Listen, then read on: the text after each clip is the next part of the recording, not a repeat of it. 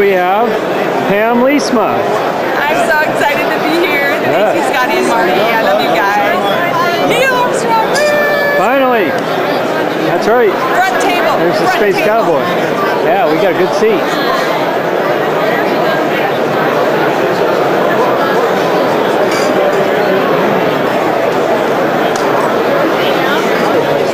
This hat's already been in so many classrooms, sir. Welcome, everybody. Welcome to the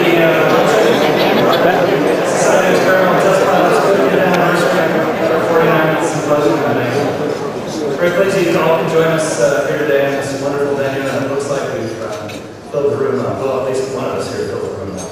Probably wasn't me. Hope you're all enjoying our great new venue. We I think it's an awful lot of fun. You'll have a chance to fill out questionnaires tomorrow morning if you're in the symposium. We really would like to have the feedback from y'all on what worked and what didn't work for you. We need to know so we can do it better next year. One other little comment, we have an event tonight. Reception starting out on the lawn about 7 o'clock or so. Runs until 9 o'clock with hors d'oeuvres and drinks. If I got time off a little bit, you'll have the right answer on your little briefing memo. And very importantly, after we're done with that, we're going to move into the park for a very special treat this year. We have the Soaring Over California ride in the Conroe Flats area of the amusement park here, available to us from 9 until 10:30. And when I describe it like that, it doesn't have nearly the impact it does until you actually go and ride on that attraction. It's fabulous. So I hope we make time to do that and join us from 9 to 10:30 on that. Let's move into luncheon. I'd like to introduce Chaplain to give us the invocation today. Chaplain David Terranoni, United States Air Force. He has a Master of Divinity degree from McCormick Theological Seminary in Chicago. He served as a Protestant chaplain for various deployed locations throughout Europe, the Far East, and Southwest Asia. Chaplain Terranoni joins us from Maxwell Air Force Base in Alabama, where he oversees the Readiness Chaplain Course and Silver Flight Deployment Training. Chaplain Terranoni.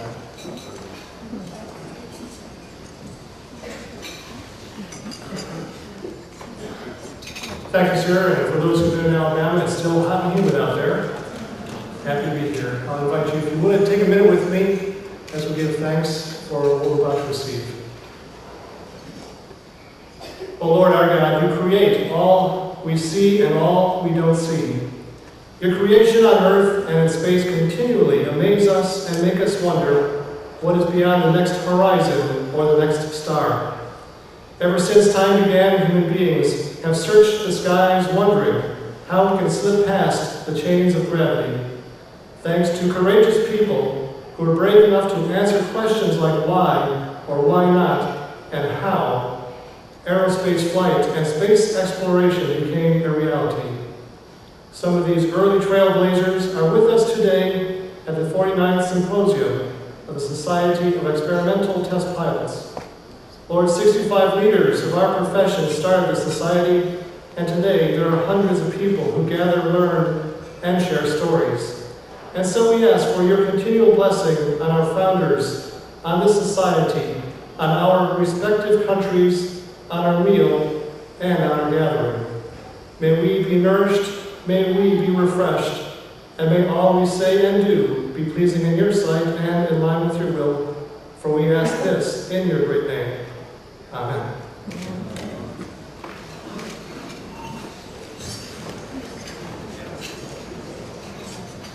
Thank you very much, Chaplain. Everyone enjoy your lunches. Our program will begin in about 45 minutes.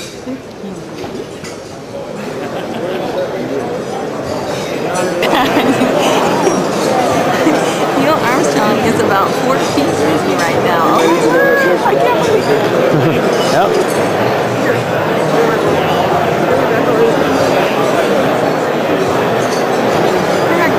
And here's my picture with Neil Armstrong. Mission accomplished.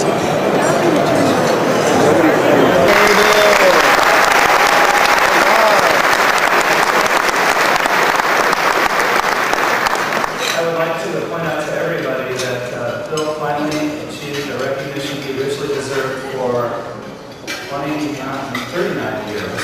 39 39 years. After flying the X-15 above 50 miles altitude in 1966, Bill was just recently awarded his NASA astronaut. So hearty congratulations.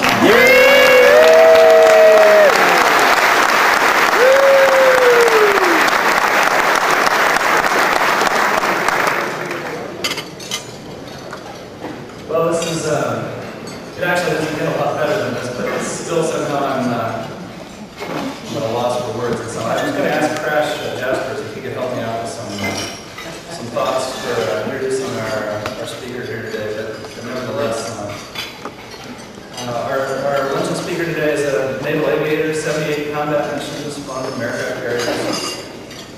When he joined the Society as a charter member, I asked him what he was flying, and he said, well, the B-29 dropping the rocket planes, the number 1 B-47,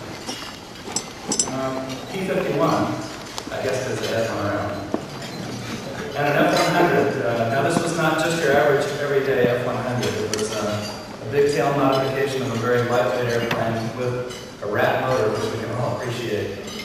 That would actually go from the runway surface to 40,000 feet in 2 minutes and 45 seconds, I believe. You gotta like that. 6 flights in the X-15, above 200,000 feet, Mach 5.7. And then there was a call sign he had, I think, in the 1969 time frame of Eagle, if I remember correctly. A fellow of the Society, Kinchlow Award winner in 1970, and the chairman of the Symposium and Banquet in 1959. Please welcome Neil Armstrong.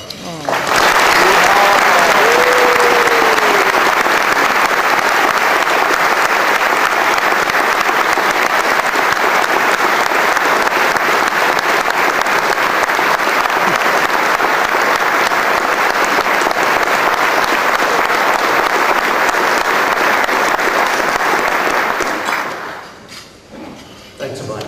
I appreciate it. We gather at this 49th symposium of the Society of Experimental Test Pilots and try to envisage the original intent of those perspicacious souls who conceived this band of brothers a half-century ago.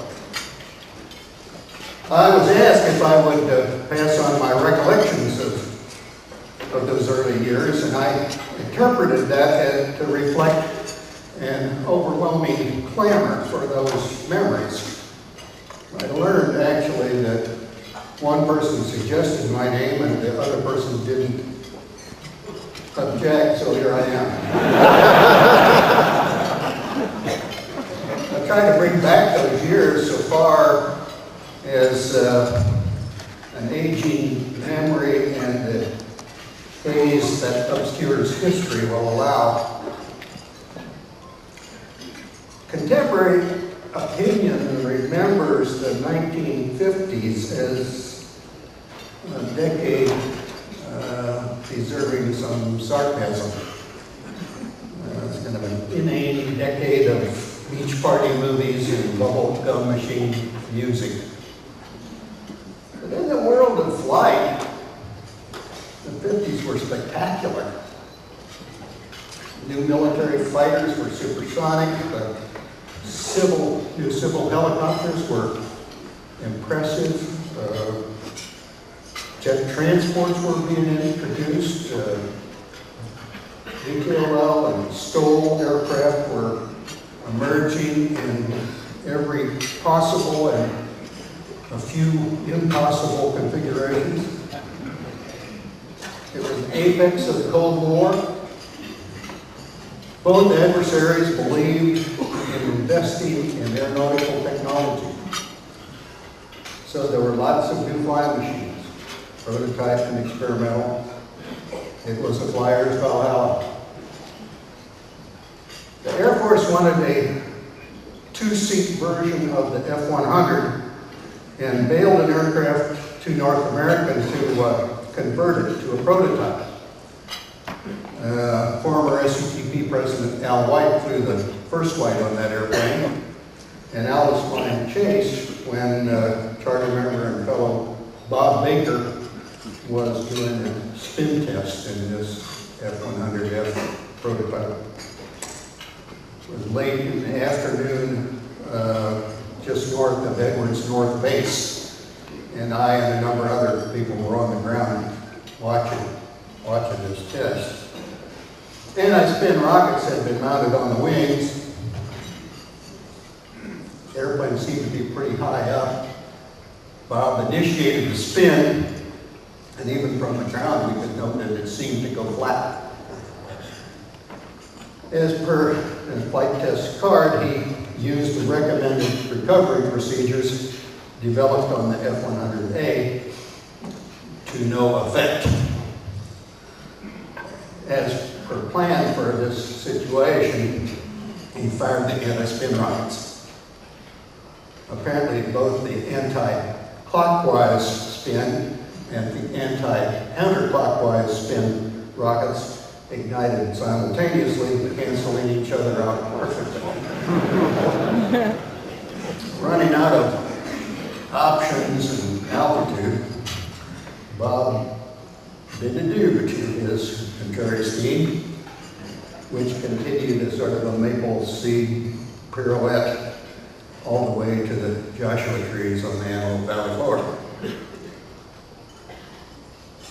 Bob, the canopy, and the ejection seat all landed within about 100 feet of the aircraft.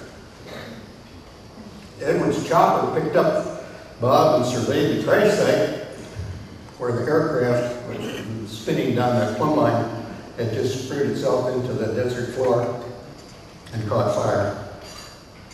That much is fact. Legend has it that Edwards sent a lowboy out to retrieve the aircraft the following morning, but they couldn't find the location. So the chopper went out to direct them to the site and found the impact point, but the aircraft had disappeared. The legend continues that parts of the aircraft were found some months later in a Los Angeles junkyard. I'll leave it to you to ponder just how the perpetrators of this heist knew when to be where and with what in order to commit that gruesome crime. It's great fun to remember such incidents, but the reality was that flight test was becoming increasingly effective and efficient. Even in that spin accident, all the data and Bob's comments were recorded, recovered, and reported. Test procedures were more rigorous. Test instrumentation was more accurate. Flight test engineers were better trained with more skills. Test pilots were becoming increasingly more knowledgeable and fluent in the more complex dialect of flight test speak. Telemetry was improving test efficiency and safety. Simulators were beginning to be used as a flight test tool. Particularly useful was the ability to evaluate the efficacy of various control techniques in the areas of marginal controllability. Digital computers at the time were far too slow to solve the aircraft equations of motion in real time. So flight simulation was principally dependent on analog computers. These new aircraft were higher performance, more complex, substantially expanded flight envelopes. The flight test community began to realize that there was an increasing requirement to share experiences and learn from each other. To do that without jeopardizing the proprietary secrets that each was obliged to protect. And so it happened in the after-work gatherings in various California high desert bistros, a handful of pilots from the world of experimental flight testing met to do just that. They were an eclectic lot, many with military backgrounds, some from air racing, some from engineering, but all committed to filling what they perceived to be a substantial void. Their bosses, the airframe manufacturers and flight test organizations, did not readily warm to the idea. They suspected that their purpose was to aggregate some sort of power structure to act as a base for collective bargaining. But such was not the pilot's intent. They would build a society dedicated to the improvement of their profession. They specified that they were to, quote, to assist in the development of superior airplanes, and, quote, not to be used as an arbitrary group. Improving safety and reliability was particularly important objective.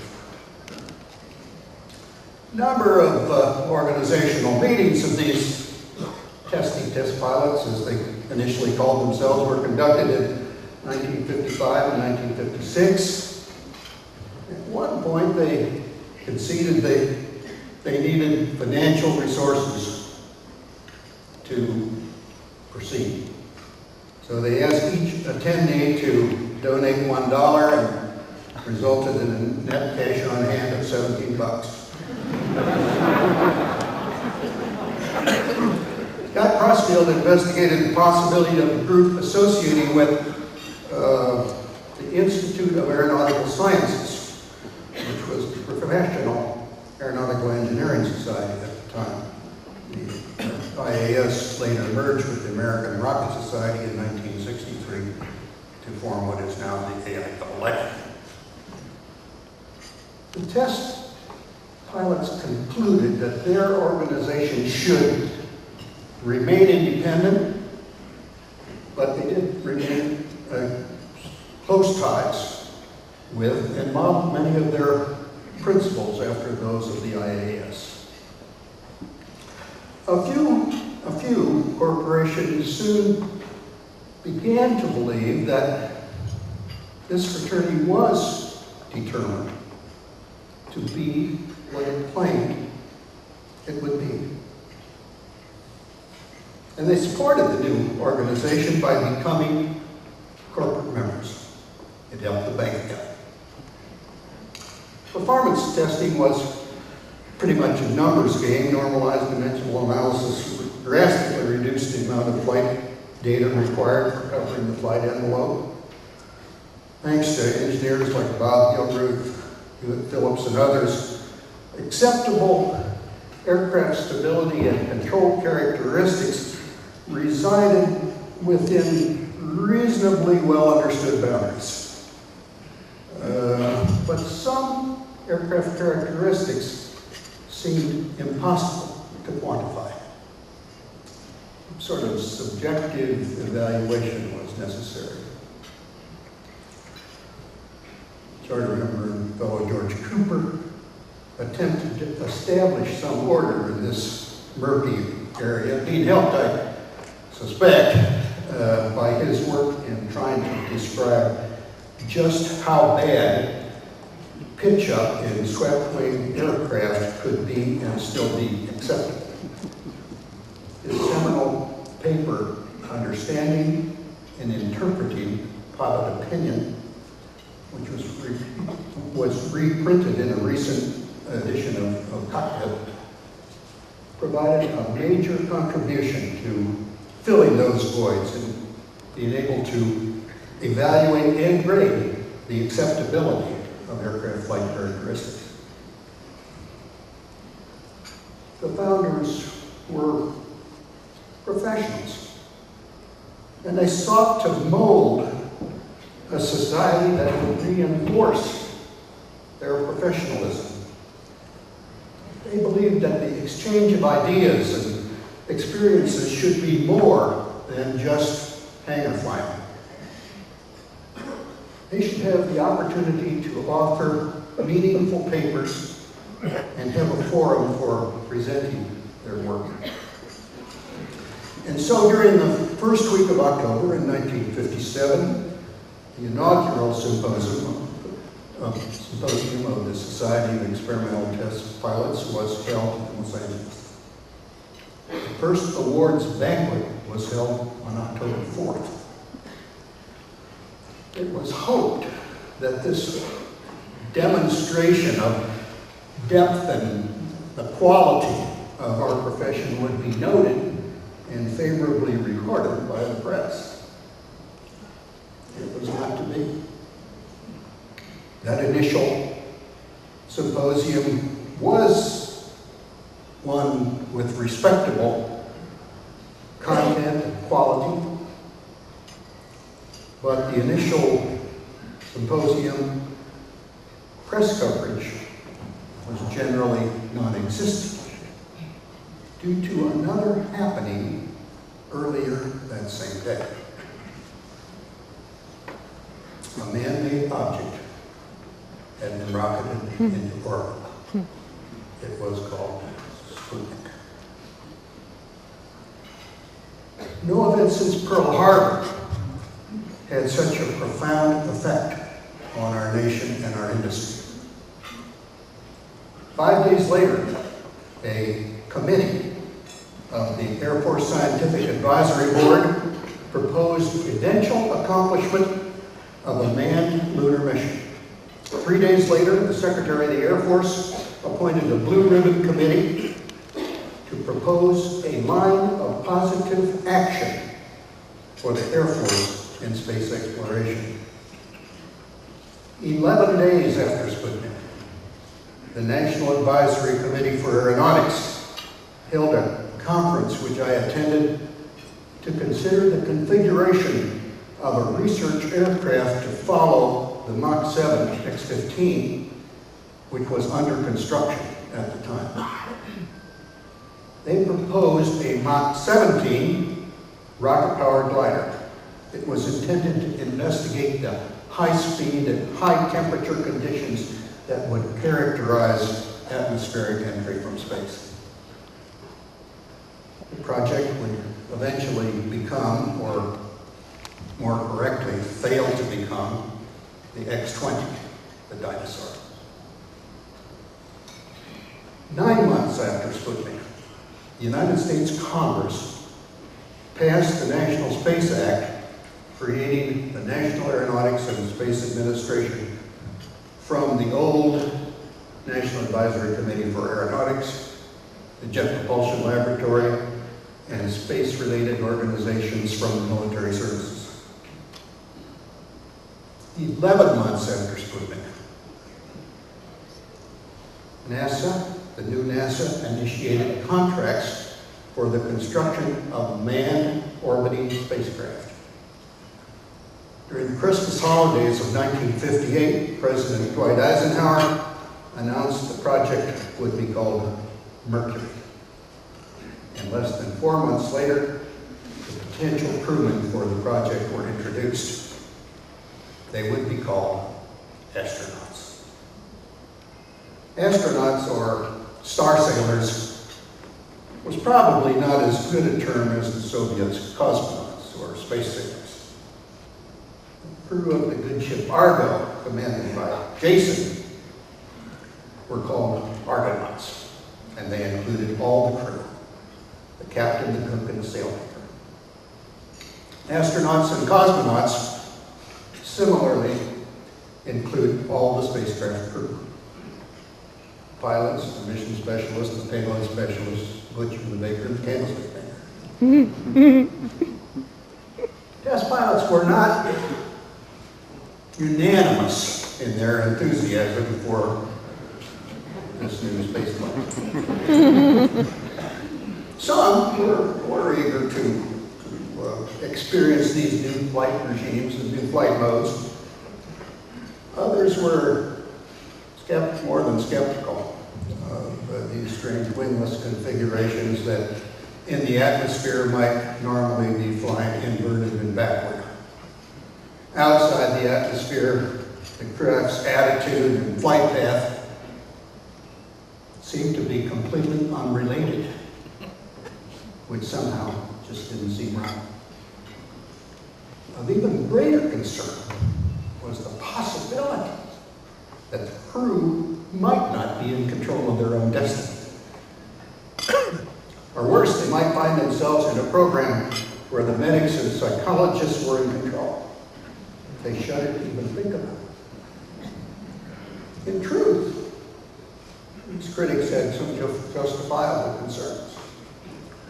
But the first space crewmen were not without opinions of their own. They insisted that their craft include such niceties as forward visibility, an attitude control system that would seem logical to a pilot, and instrumentation that would be conventional and understandable. It made a tremendous contribution in ensuring that the pilot played a meaningful role in these new machines. And now we're here at this 49th symposium, half century since the germination of this society, which has grown from 65 American charter members to over 2,000 international members around the globe. The members fly and test just about every type of flying machine. There can be no doubt that the society has lived up to the hopes and goals of the founders and more. The society has indeed maintained a reputation as an organization dedicated to the improvement of the profession and the safety of their work. Senior citizen members will warmly remember Rob Wilson, the editor and publisher of Flying Machine and a longtime friend of this society. The last verse of his poem, Test Pilot, is as follows. It is ever thus as the ages roll and the record's written clear. Somebody has to give of himself as the price of each frontier. Somebody has to take a course and climb to a rendezvous where a lonesome man with a will to learn will make the truth shine through. For half a century, SCTP members have taken a course, have given of themselves, and have made important and lasting contributions to the progress of flight. We can,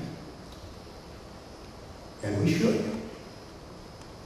take substantial pride in the accomplishments of the society which has served us, our profession,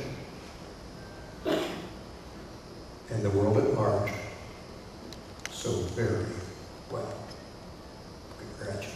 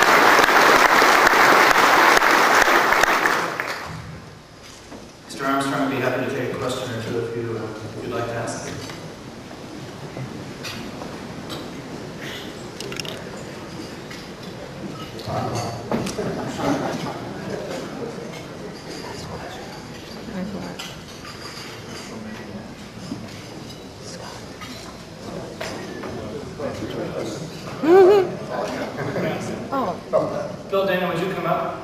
Please, I'd like to give everybody an opportunity to thank you for making all this happen. If any of you did not get goosebumps during that, we have a doctor out in the lobby. We'd like to check if you really did have a pulse. I cannot think of a more amazing presentation. Thank you.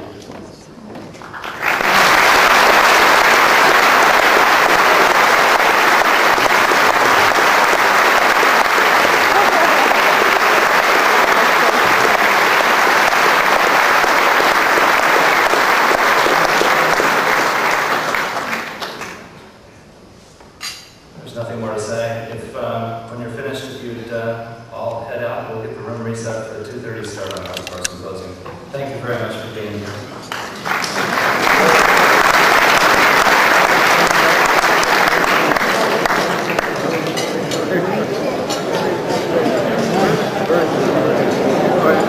Heard you were going to grab a lunch back there. Appreciate it. I'm going to go see your dad real quick.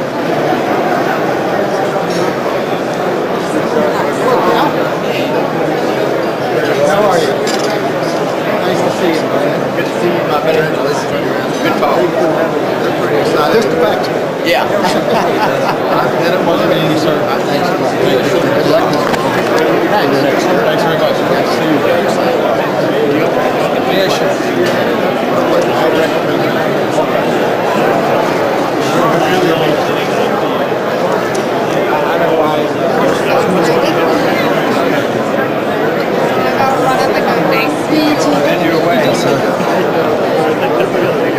I recommend it.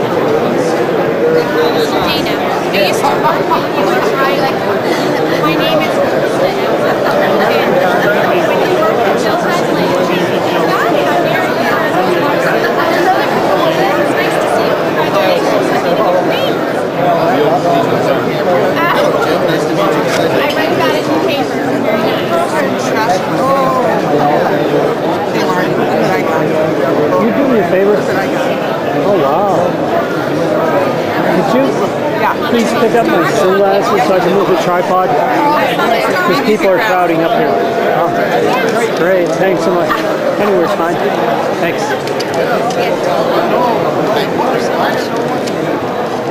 Yeah, it was very nice. Enjoying life. Oh, you are? That's something you can get his autograph.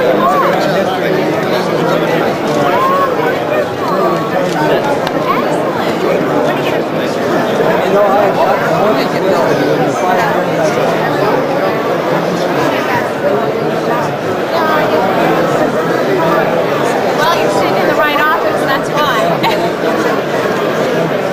I'd like to meet you. My name's Pam Leastman, and I want to take a picture of when I met Joe Walker in 1966. This is me. And this is a very influential day of my life. I'm an educator. I've been teaching for 30 years. And I went to one of those workshops at Edwards Air Force Base and met you a couple years ago. But I just thought you'd be interested in seeing this picture. This is from May 22, 1966. Of course, he passed away on June 6. These are his parents. They went to my father as a minister in his church in Florida. This is Bradenton, Florida. And this was me in junior high. And it made me just the total experience. And then, of course, the crash and everything. So influential on me that I have been a real fan of space and education. And my cousin is Dave Leastman, and he is, this is a picture of him right here. So I took off of school today. I teach second grade and came here. So would you be willing to sign my book? Sure. This is my, I have a lot of signatures I've collected. I do, and maybe you could just sign it. Can you sign it like right up there?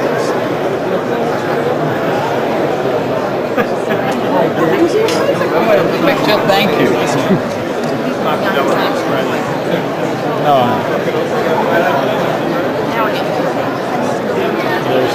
Well, they're coming in from both sides.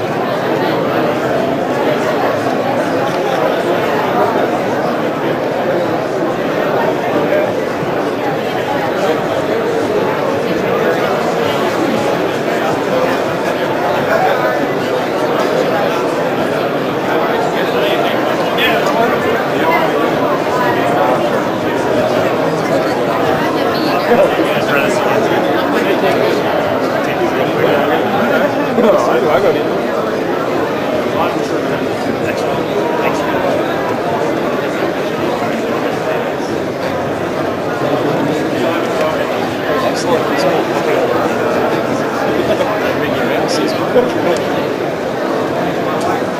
try and just go and stand behind him and I'll get one of him. I'll try and get the shake on his hands.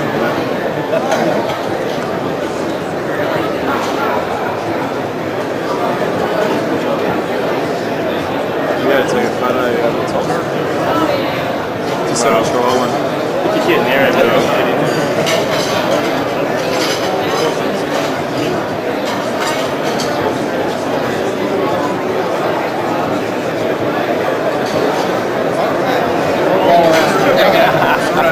It's almost.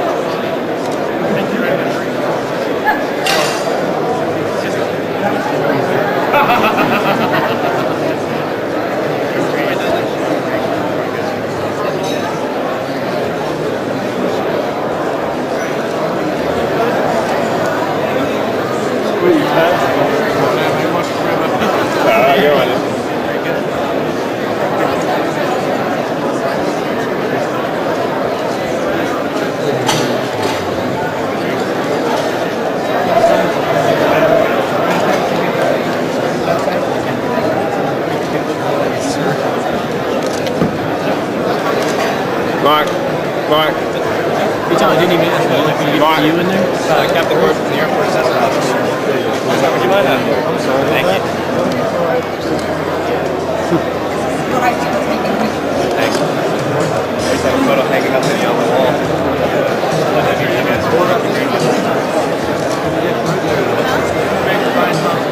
Mike. They can't hear me.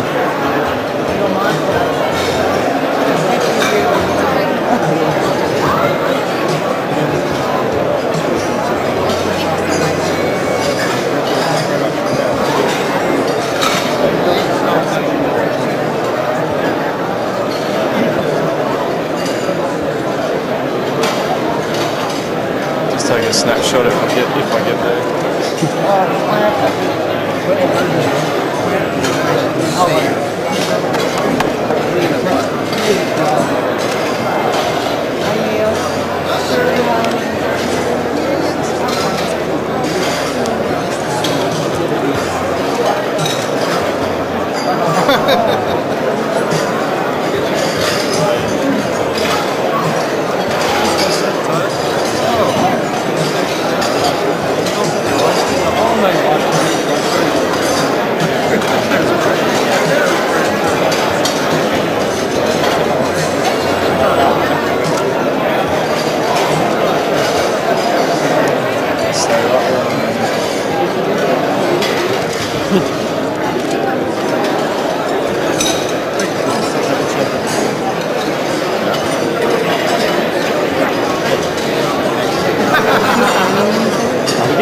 Someone asking.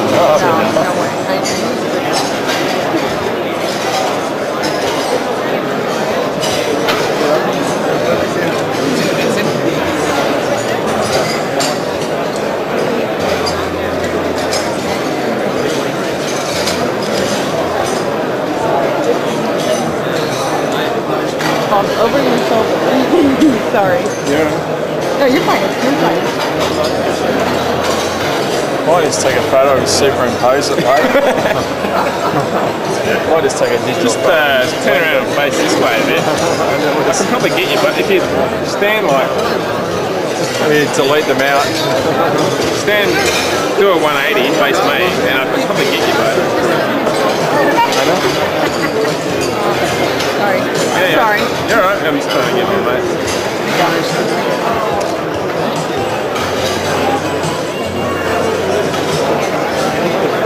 Good one. See? Cool. Good That's a good one. Thank you.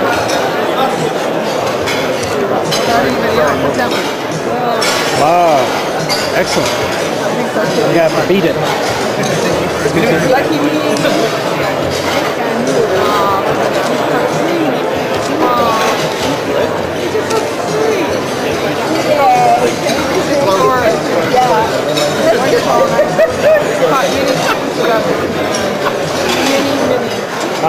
That's a good one. Picture me coming down the ladder.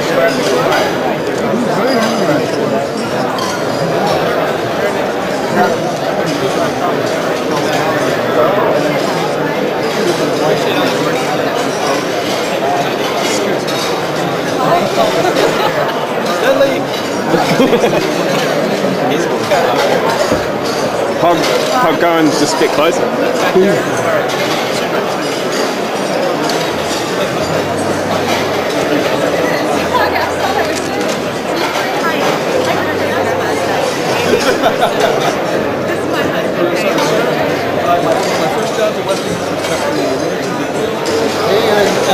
I never thought that they would work. Thank you. Hey, Pace. Nice to meet you.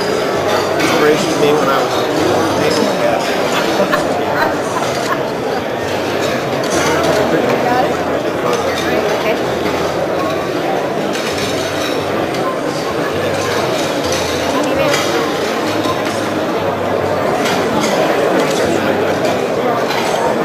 That's all right.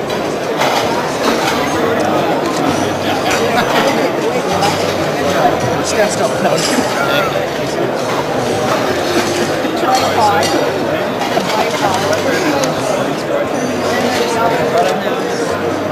Just gonna keep going.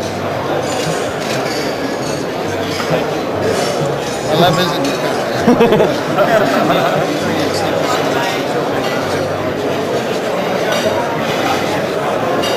No, it didn't go off.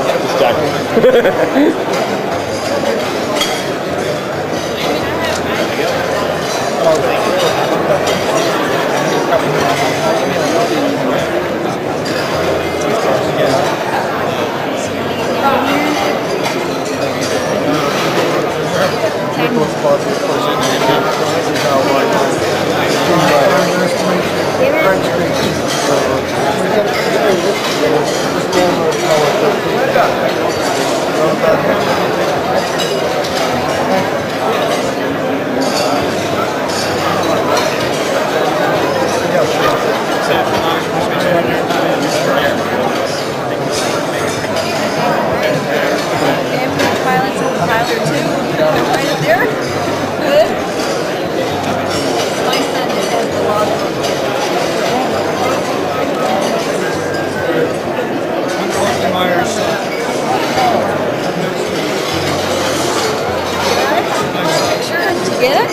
I got one of you shaking hands.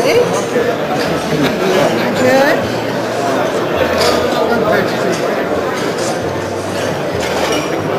Yeah?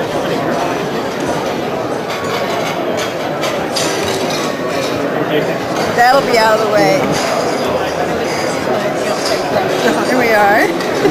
I'm pointing at you.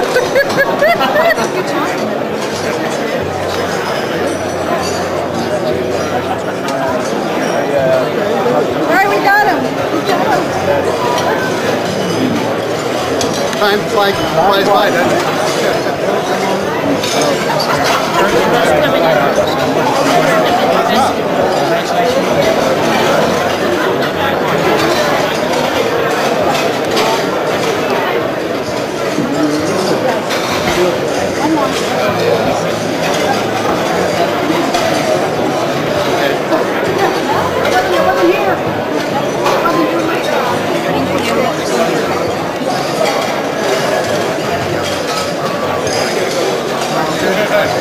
Huh?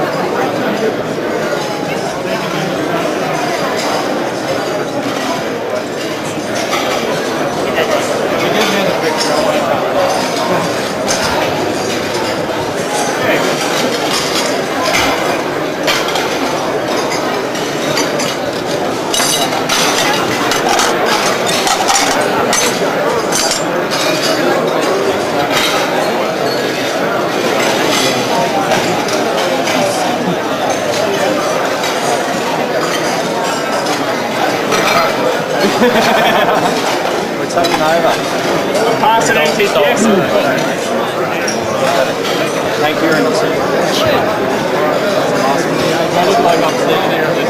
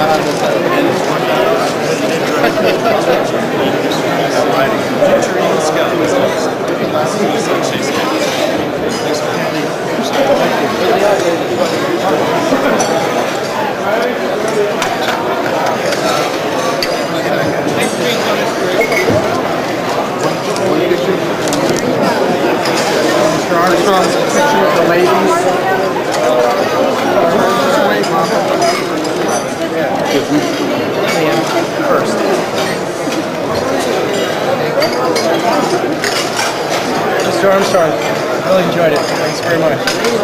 Good talk. Nice to see another Nickelodeon.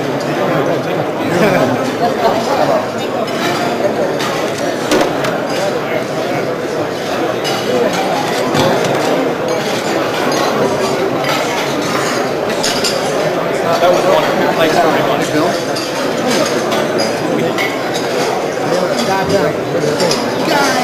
My God.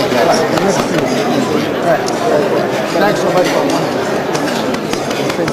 Good to see you. Great to see you.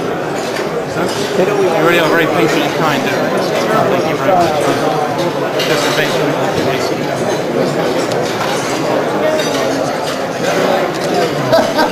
Can you do one more picture for us? Thanks very much.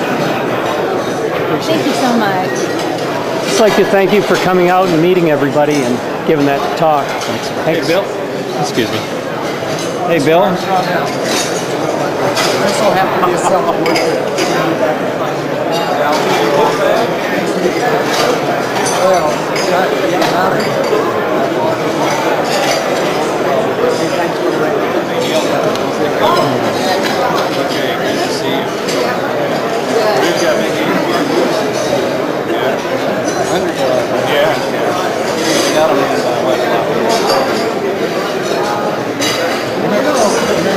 Jeff here from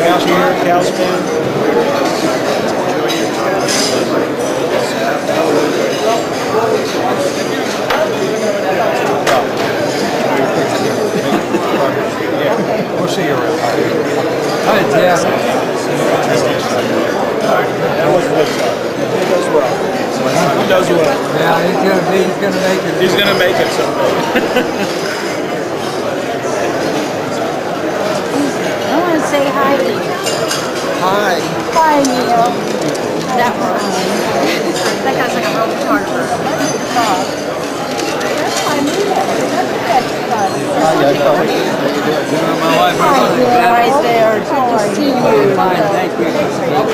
I saw Frank this morning. I do indeed.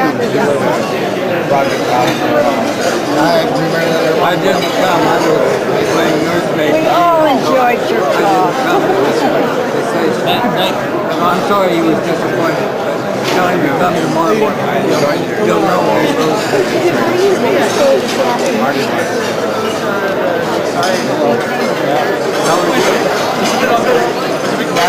Yeah, I'll never forget you and that machine. You did a great job. Those were great days, weren't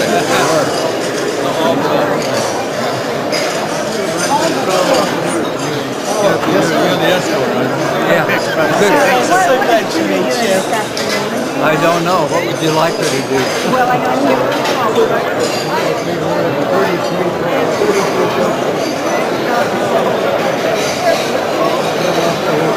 You remember it, sir?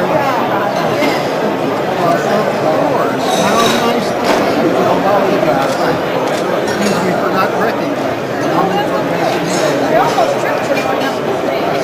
Oh, you did good. You kept it across. know. Well, Fitz did the damage to that airplane, and he's here, so make sure you talk to him about it. I took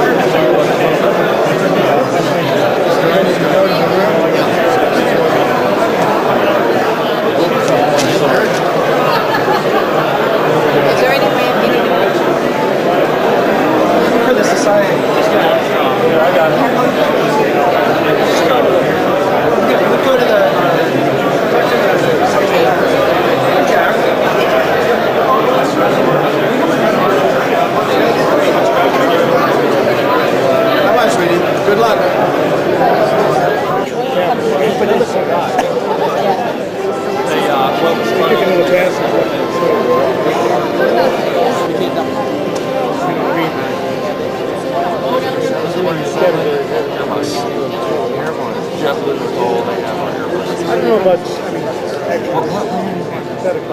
This was about a week ago.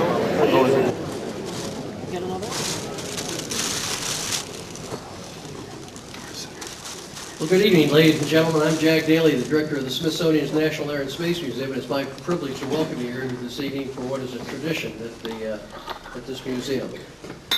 We have a policy here that we don't introduce introducers, but we're going to violate that tonight, and you'll see why in just a minute.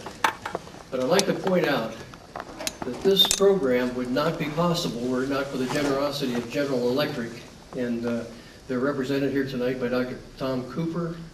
If you're somewhere out there, Tom, wave your hand. We want to send thank you very much.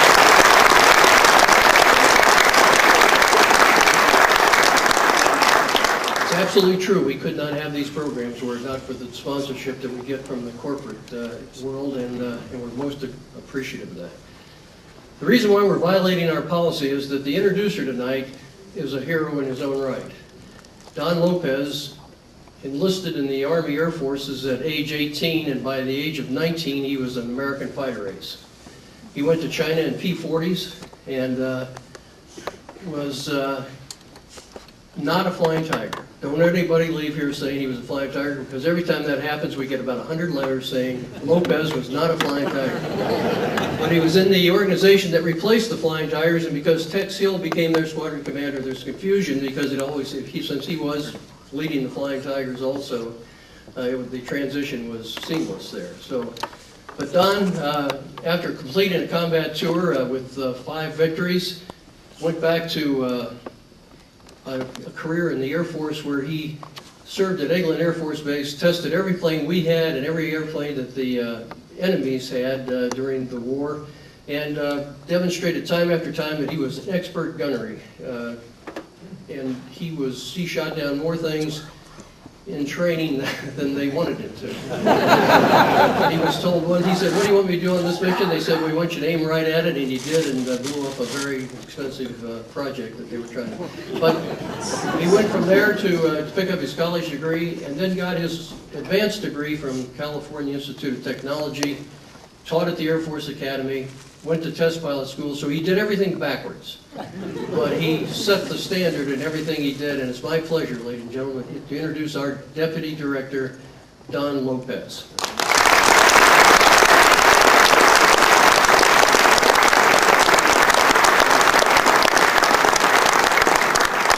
I wasn't a flying tiger, but I was a tiger and I flew.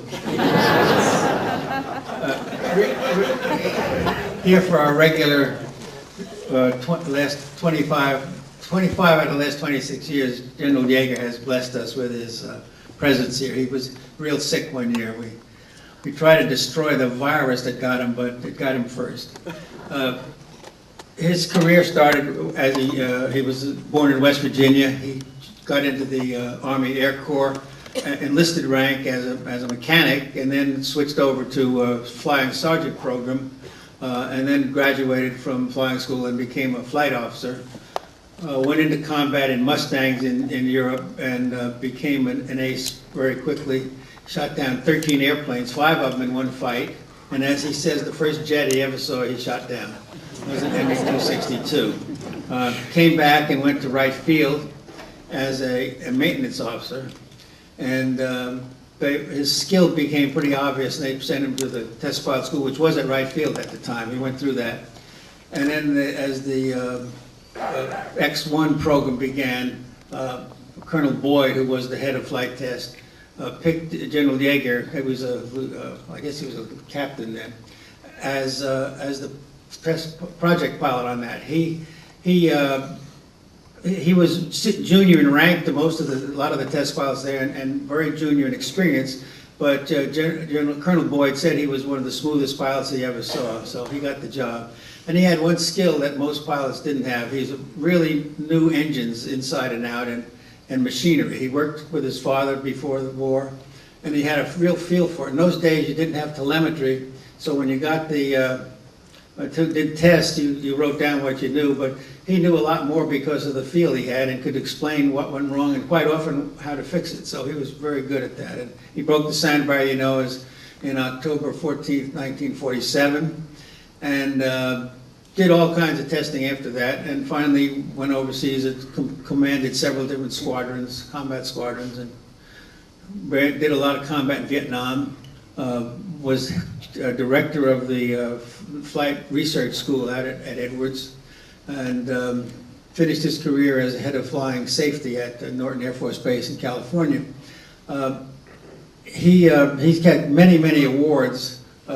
Too numerous to mention, but he had the Collier Trophy, which is one of the top awards in aviation.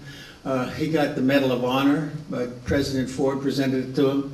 And he has 2 really exceptional awards, I think. The airport in Charleston, West Virginia is named the Yeager Airfield. Now, normally you have to be dead for that to happen. But he came so close to getting killed about 4 times that they waived the rule.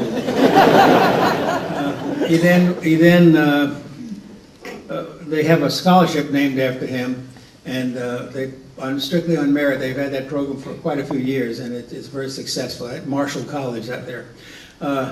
Tonight, we're going to start the program with a 26-minute video of his career, and then he will take over. One announcement, he will not be able to sign autographs tonight because he has got a very early morning flight, and he just doesn't have time. He has to get some rest before he takes off for God knows where. So we'll start the film now, and General Yeager will come up here as soon as it's over. Thank you.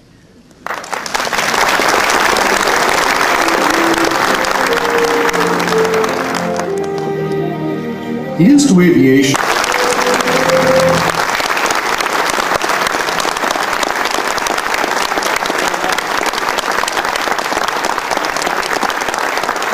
Secretary Renee and Ellen, thanks for inviting me over to your NTSB Academy. I thoroughly enjoyed it. Anyway, it's nice to be back here at the museum, almost of natural history. That's about how long I've lasted. The only thing I don't get a kick out of watching this film is watching myself age 60 years in 26 minutes. But I was lucky enough to survive. On the 50th anniversary, I used to say, don't ever let them name a street at Edwards after you, because that to be dead. And don't ever get yourself into a position where they got to call in a pathologist to identify you. But on the 50th anniversary, they named a street at Edwards after me. I wasn't too happy, but I still beat the system. Anyway, this film that Jim Young put together at the History Office at the Flight Test Center at Edwards pretty well told it all. But let's go back a little bit. And in combat, we learned a little bit about compressibility and just really how much did we know about the sound barrier in 1947 when I and Bob Hoover and Jack Ridley were given the mission of getting the X1 above Mach 1. Up until this time, the Air Force had contracted with Bell to build the X-1 in 1944. It was conceived. It was finished in 1946, and up until this time, no military pilot was ever allowed to do research flying. That was NACA, or the forerunner of NASA's area of responsibility, and they guarded it very jealously. And consequently, they flew the X-1 20-powered flights with civilian pilots, and took it out to 0.8 Mach. And hell, we've been fighting a war at 0.8 Mach in Mustang. And then phase 2 called to take the airplane out to 1.1 Mach. And here is where the civilian pilots like Slick Goodland, who was flying the airplane, said, yeah, I'd be very happy to. It'd cost you $150,000 bonus money. And that's when the Air Force bowed its back and said, there's not that kind of money in the program. And we've got pilots as good as civilian pilots, have been trained through the test pilot school, which I and Bob Hoover and Jack Ridley had gone through. And consequently, most of them have combat experience and they can handle airplanes. And that's when the Air Force took the airplane over from Bell Aircraft Company and NACA and assigned it to myself as primary pilot, Bob Hoover as my backup pilot, and Jack Ridley. Now, General Boyd, one of the toughest guys I've ever worked for, was very specific. He said, you take that airplane to Muroc, you get it above Mach 1 as soon as you can, but don't bust your butt or embarrass the Air Force. And that's with the assignment, and it was very simple and direct. And now, we got a problem. So at this time, when we took over the X-1 and got exposed to research flying for the first time in the military's history, we had no instrumentation for research flying or recording. And so we had to call in NACA, who had the instrumentation, and so they were with our program at Muroc, and they weren't too happy that we were getting in their area of responsibility. And it wasn't a very pleasant environment out there for quite some time. And basically, you gathered in this, what was the big thing that came out of the X-1? We knew, in fact, very little about the effects on the control system. And I knew in diving PE-51s out to about 8.1 Mach, when the shock wave would form on the thickest part of the wing, and the airplane would buff it, and that was about the extent. Also, I knew from flying P-80s and P-84s, the P-84 is the first airplane we had that would get out into buffeting straight and level at about 36,000 feet. And what I found out, and just screwing around with the airplane, once I got out, 0.8 Mach, 8.2 Mach, and the airplane would begin to buff a little bit, if I backed up to 0.75 Mach, where it flew real smooth and pulled about 3 Gs, I got into the same buffeting that I had straight and level to 8.2 Mach. And why? Because the wing increases its angle of attack, it fools the air into thinking it's a thicker wing, and the shock wave formed at a lower Mach number. That's about the extent of my knowledge about what effects the speed of sound had on the airplane. But it was an area that we were just knew very little. NACA had no data of about 8.6 Mach number because of choking in wind tunnels on models, and so they were of no help to us at all. And we pretty well depended upon Captain Jack Ridley, who had his master's degree out of Caltech under Dr. Von Karman in California, and he was a brilliant little aerodynamist and one hell of a good pilot. He was Hoover and my classmate in test pilot school, and he was a real brain. And he was born and raised in Oklahoma, and we could understand every word he said. It worked out beautifully. Now, what happened, as you saw, we had very little problems with the X-1 because of the 8% wing and the 6% tail section out to about 8.8 Mach. At this point, we ran into our first buffeting because the wings were so thin. So what I would do at the end of my run, if I hit 8.8 Mach, I'd roll the airplane over and pull about 3 Gs to get a feel for maybe what would happen at a higher Mach number straight and level. And that's the way we went into the program, because we didn't know anything else. And consequently, on about, I don't know, fifth or sixth powered flight, you see, no airplane had ever been above about 0.84 Mach number anywhere in the world, or any kind of an airplane. And consequently, when we got out into the buffeting region at 0.88, then when I got out to 0.94 Mach, and the airplane would start to buffeting and starting to nose up, and I rolled the airplane over and tried to pull it into a 3G turn to finally feel what would happen at a higher Mach number. Nothing happened. The control flopped back and forth, and I raked the 4 rocket engine switches off, and called old Jack Ridley on the radio, who chased me in a P-80. I said, Jack, we got a real problem. And when I came down and landed, we looked at the data, which we had very good instrumentation in the airplane, and it showed that this shock wave had formed on the thickest part of the horizontal stabilizer at about 88 Mach number. As we increased the Mach number, this shock wave moved back and began to lay down, and it became attached to the leading edge of the horizontal stabilizer at 9.4 Mach number, and we lost our elevator effectiveness. Now, as I mentioned, we had a system that Bell built into the X1. We used nitrogen gas pressure at 5,000 psi to control all the system. We used it through dome regulators. It's a pilot controlled to reduce to 1,500 pounds, raise and lower the gear, blow the flaps down. Then we run it through 2 more dome regulators to pressurize the liquid oxygen tank up to 330 power, and the water alcohol at 330, and we'd vary the pressure in the tanks to get the right mixture on the rocket motor. Then we tapped into the liquid oxygen tank and took it back to a manual regulator and reduced it to 100 psi. Then split the 1/4-inch tubing and to a solenoid control valve on the top and a solenoid control valve on the bottom, and I had a switch on the control column, and I could divert that nitrogen gas to a little air motor on the top of a jack screw that was hooked to the horizontal stabilizer.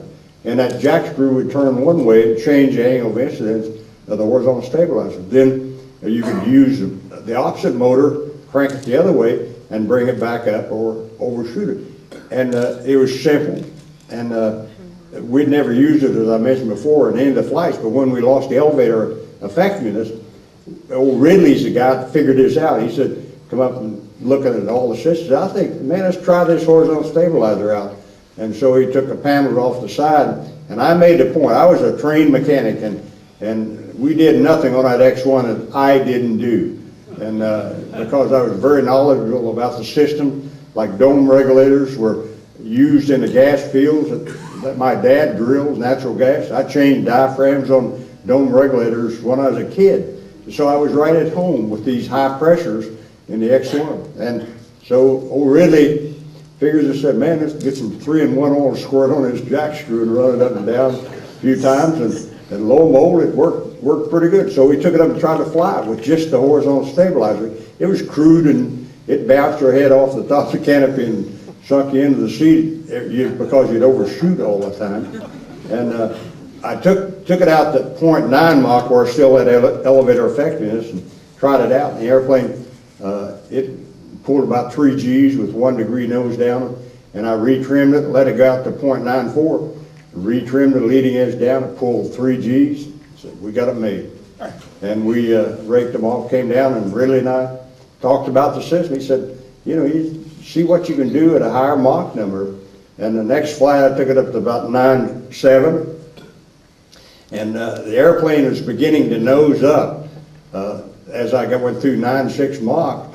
And I cranked the leading edge up on the horizontal stabilizer to keep the nose level, and then got it out to about 9.8, 9.85, and raked it off, came down. We looked at the data, and the airplane was holding together. I don't know if you caught that comment by Jim Young that the X1 was stressed for 18 Gs, positive or negative, more than any other airplane had ever been stressed for, and it's a hell of a lot more than a pilot can take.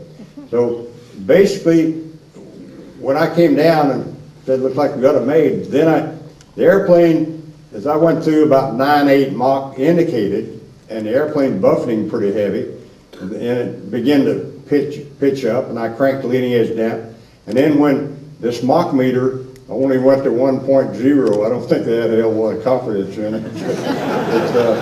It just sat there at about 9, and the needle fluctuated and went off the scale. What it did, all the buffeting equipment, because that had supersonic flow of the whole airplane, boy, and the nose really dropped out and under that airplane. I cranked the leading edge down on the horizontal stabilizer and kept the airplane level out to about 106 or 107 for about 20 seconds, and then raked it off, came back. It's that simple, what happened with the X1. Now, one thing that came out of that program was finding out if you're going to operate it in a region of speed of sound or supersonic speed, you have to have a flying tail. And you know, it was amusing. The F-86 was coming out at this time, and we put a flying tail on the 86, and that's the reason you see on every airplane like the 15s, 16s, 18s, another airplane today, every tail on these airplanes are slab tail to control the airplane through the speed of sound at supersonic speed. It took the British and the French and the Soviet Union 5 years to find out that little trick. And it was amusing to me that when I was flying the MiG-15 out to Okinawa, this is 7 years, that was 1954 when I was flying, 7 years after we found out you need the flying tail with the X1, the MiG-15 had a fixed horizontal stabilizer and wasn't worth a damn above 9.4 Mach. It's just interesting how research programs like that pay off.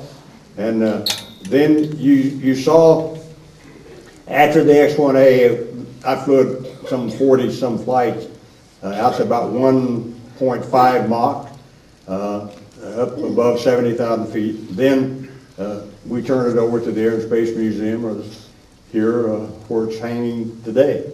And consequently, then the X1A came along, and since I was still at Edwards in '53, I was assigned to the program. Because I knew more about rocket engines and propulsion systems than any of the other pilots, because I had a lot more experience than any of them.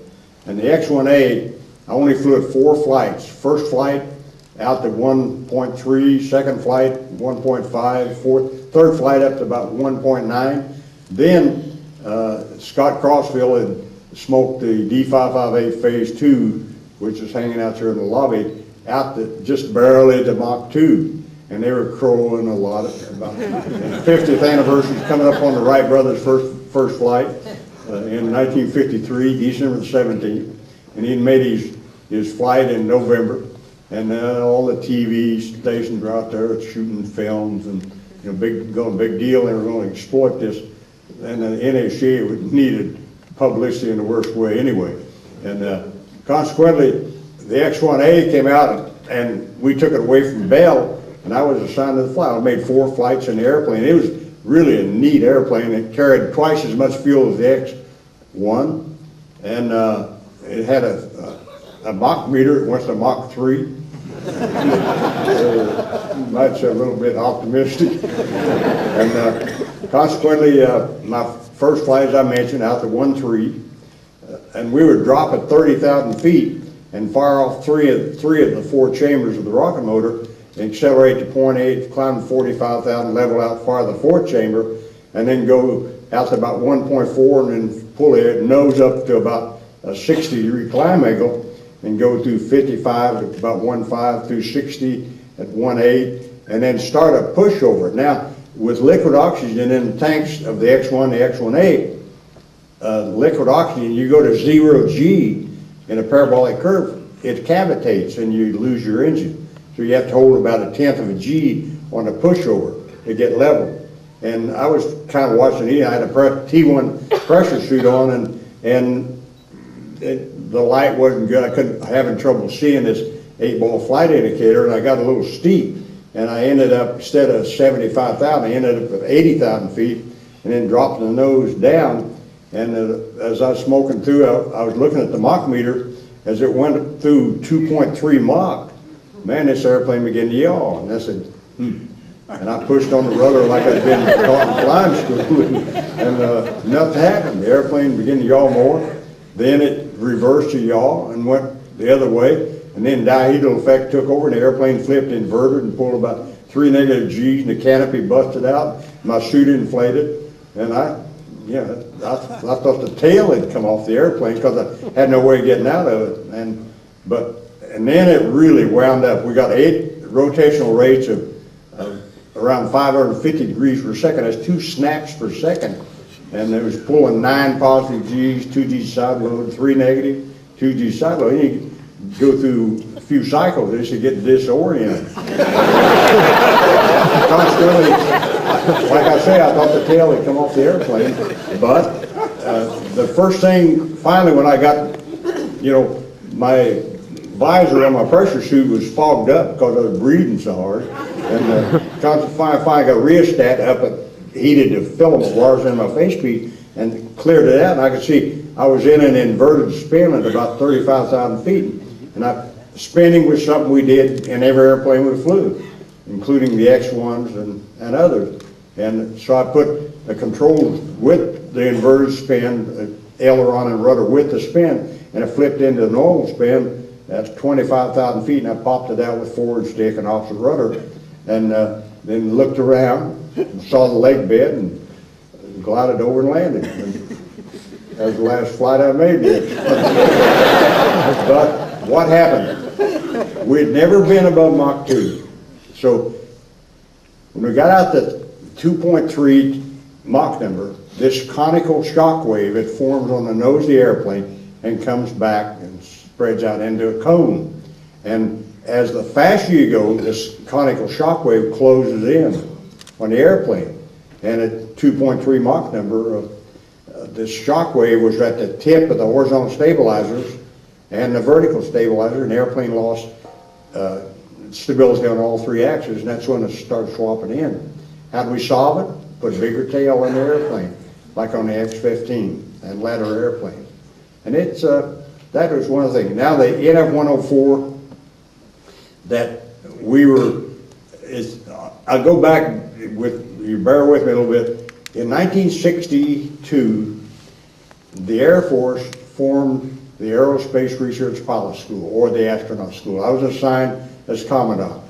And as you gathered up here, the Air Force had complete responsibility for space. We had a contract with Boeing for the X-20 Dinosaur, very much like a reusable shuttle airplane. We also had a manned orbital laboratory, which is a miniaturized space station. We were training the astronauts, and the Air Force had complete responsibility for space. And we had some 26 guys like Joe Engel and Jim McDivitt and Tom Stafford and Frank Borman, guys like that were graduates of the school while I was Commandant. Now we used the NF-104 with the hydrogen peroxide rocket engine as a trainer for the guys that would give them almost 2 minutes of 0 G and get them above 100,000 feet in a pressure suit, and it was cheap training. And I was working out profile for the NF-104 because I was the first military pilot to fly the F-104 in August 1954. And I'd done all the spin work on the airplane. The airplane had a T-tail, and they've got one out here in the auditorium. And a T-tail airplane, you get it up to about 20 degrees angle of attack, the wing blankets out the tail, and the airplane usually will go flat, as you saw in the film. And consequently, the only way, and I ran the spin test on the airplane and got it into a flat spin, and the only way I could get it out was run the engine RPM up to 100%. Now that airplane rotating, that engine RPM, the engine acted like a gyro, and when it rotated, it precessed the nose down. The engine did, and it worked fine. Now, when in the NF-104, we equipped the airplane with hydrogen peroxide thrusters because we would accelerate out to about 2.4 with a hydrogen peroxide rocket at 45,000 feet, then pull a 4G pull to 70 degrees angle of attack, and you had to shut the jet engine down at about 75,000 feet. Then the hydrogen peroxide rocket take you on up. The highest I got it to was 118,000 feet. But on this particular flight, I got the airplane up, and when you go to 100,000 feet, the airplane is like this. And there you run out of aerodynamic controls because there's no air up there. So you use this hydrogen peroxide thruster, on the top of the nose, the bottom of the nose, each side, and on the wingtip for the 3-axis control of the airplane.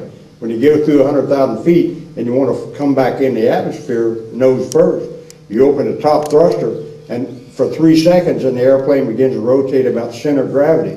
And when it achieves the angle of attack that you want to re-enter, you open the bottom thruster, same amount of time you did the top thrusters, and it stops at that attitude. And if you've yawed or rolled, you correct it with the wingtip thrusters and the side thrusters. And on this, I had 40-some flights, and I'd been up to 118, working my way down, trying to find out at what altitude did this aerodynamic pitch up equal the thrusters, the thrust on the thrusters, and you would run out of control of the airplane to get it back into the atmosphere. And on this particular one, I was up to 108 that morning. I flew again in the afternoon because it's a pressure suit. If you get it wet, it's hard to get off and on. And I went back up in the afternoon, and when I got down and went over the top, and I opened the top thrusters, it didn't work. They were just a failure. We had no redundancy in the system, and so the airplane come back in the atmosphere backward and pitched up and got into a flat spin. Now, we shut the engine down to 70,000 feet on the way up. It'll windmill till you get back into the atmosphere at about 2.4, and then the ram air in the intake keeps the engine winding, and you have hydraulic pressure. If you don't have any engine RPM, you run out of hydraulic pressure, and your control is locked up, and that's exactly what happened to me. And when I got down to, 70,000 feet, and the airplane in a flat spin, I made 14 turns in the flat spin. I rode it down to about 6,000 feet and punched out without a rocket seat. But like I said, or the film said, when I was ejected, I had no velocity because the airplane's falling 100 miles an hour and the seat gives you 100 miles an hour straight up, so it suspended me.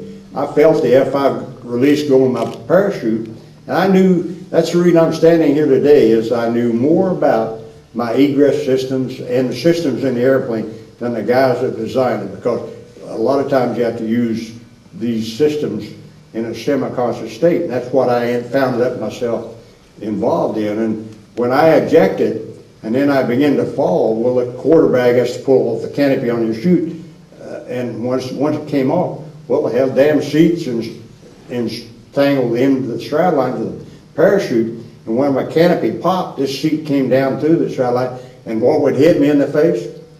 The rocket on the ejection seat, and it really hit me, busted face piece, cut my head and eyes down, and then set the seals on fire because they were 100% oxygen. Man, it's just, man, you got a problem. And I knew I had to get what was left of that visor up to shut off the firewall kit, which gave me oxygen. And I was having a pretty rough time because fortunately my eye sockets filled with blood and the flame seared the blood, and so I didn't lose any eyeball. And consequently, it was very difficult to breathe. Finally, I did get the visor up, shut the oxygen off, and I burned off the tips, a couple of fingers, but that's just the way it works. And I hit the ground. I was flying again in 3 months, and they did a very good job repairing me. But that's what happened with the NF-104, and that's what you try to teach guys today who are involved in research flying. Hey man, you better know everything you can about every system you've got in that airplane or in your egress system. And I went on at Edwards, retired in 75. The day I retired, they came to me and would you serve as a consultant test pilot at the Flight Test Center? You can fly anything that comes out as long as you pass physical, and for $1 a year. And I flew the next 27 years at Edwards in all the F-15s, F-16s, and other airplanes developing weapons, standoff weapon system for the weapons we have today. Today, every airplane is just a platform. And if you use it right, you've got standoff weapons, guns or excess baggage, and consequently, you use these standoff weapon systems that, just like in Desert Storm in 1991, 32 Iraqi airplanes were shot down. Every one of them were shot down, but what kind of an airplane? F-18, F-15. All of them beyond 30 miles. The pilot couldn't even see them. And that's the way wars will be fought in the future. And I was lucky enough to work on a lot of the weapon systems at Edwards till October 2002. And I was flying the F-15E out there in that air show. And I thought about it on the way down the land. Said, man, you've been screwing around like this for 60 years. And I turned 80, and I said, I quit. And that's exactly what I've done. And that's pretty well covers my own career. I've been lucky enough to have been involved in a lot of foreign airplanes. And I flew most of the Russian series, and I did a lot of work with the French Air Force and the Dassault family of airplanes, Japanese airplanes, and the like. And I've enjoyed every minute of it. And as you gathered my enthusiasm in the film up there, you know, like I own it all. That's the way I felt. And it's real nice, Jack and Don. It's always good to see Don Lopez, because I look see, that's probably what I look like in 3 or 4 years. But it's always fun to come out here and talk to the Air and Space Museum. And thank you very much. And I apologize, I'm not going to sign anything as I usually do, because man, I got to leave on a 6 o'clock flight in the morning, and it's an airline. I got to be there. Thanks to Mr. Mineta, almost 2 hours before departure. Thank you very much, sir. And thanks, Jack.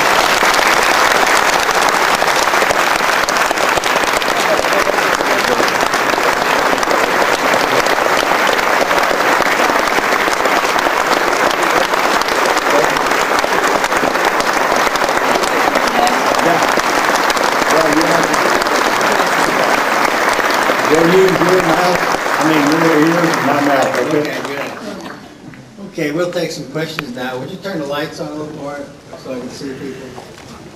Okay. You're right, Andy. You're in the right color uniform. Go ahead. General, my name is Cameron Pesnowski from Air Force News. Sir, why do you think it's important to maintain Air Force history and our heritage and keep those things in mind when you keep visiting things like your accomplishments and the accomplishments of other pilots and other airmen? Why do you think it's important to keep Air Force history alive and stories like his to everybody's knowledge right now? Pretty simple. If you don't study history, you make the same stupid mistakes.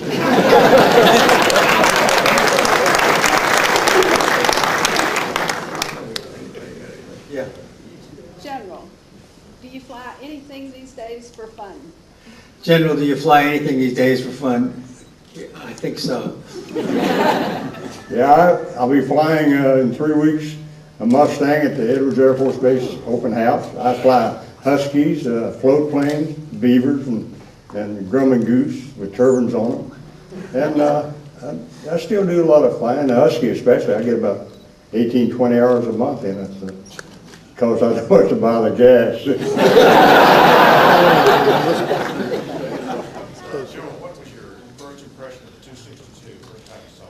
What was your first impression of the 262, the first time you saw the Messerschmitt 262? Don made a smart-ass,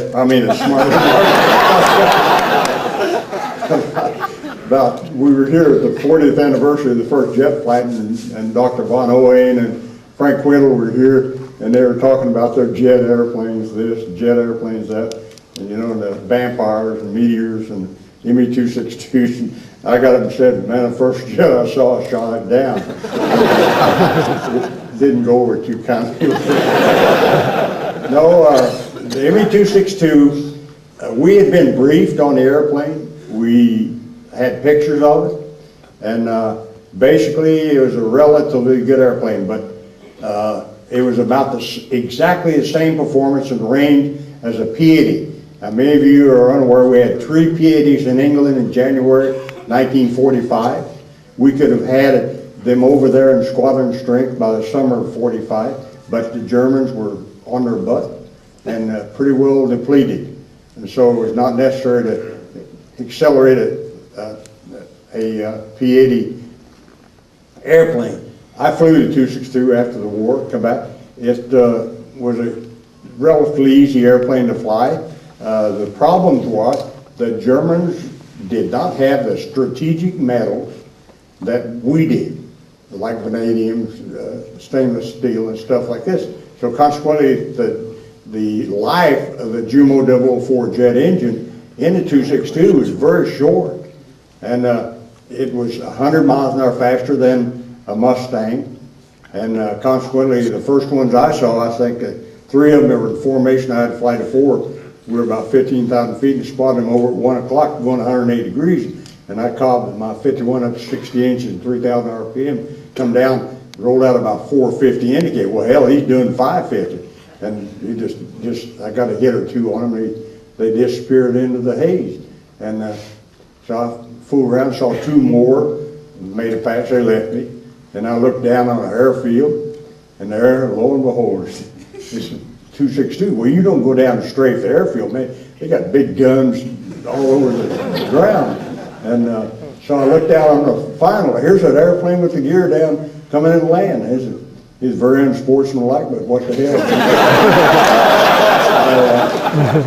I rolled over from 15,000 feet, pulled down right behind him, blew a wing off him, and then I was coming right up on the end of the runway, and Jesus, these big 100mm shells going across the canopy at about 10 feet, and I got down as low as I could. It was amusing. The big shells would go across me and hit the hangar on the other side.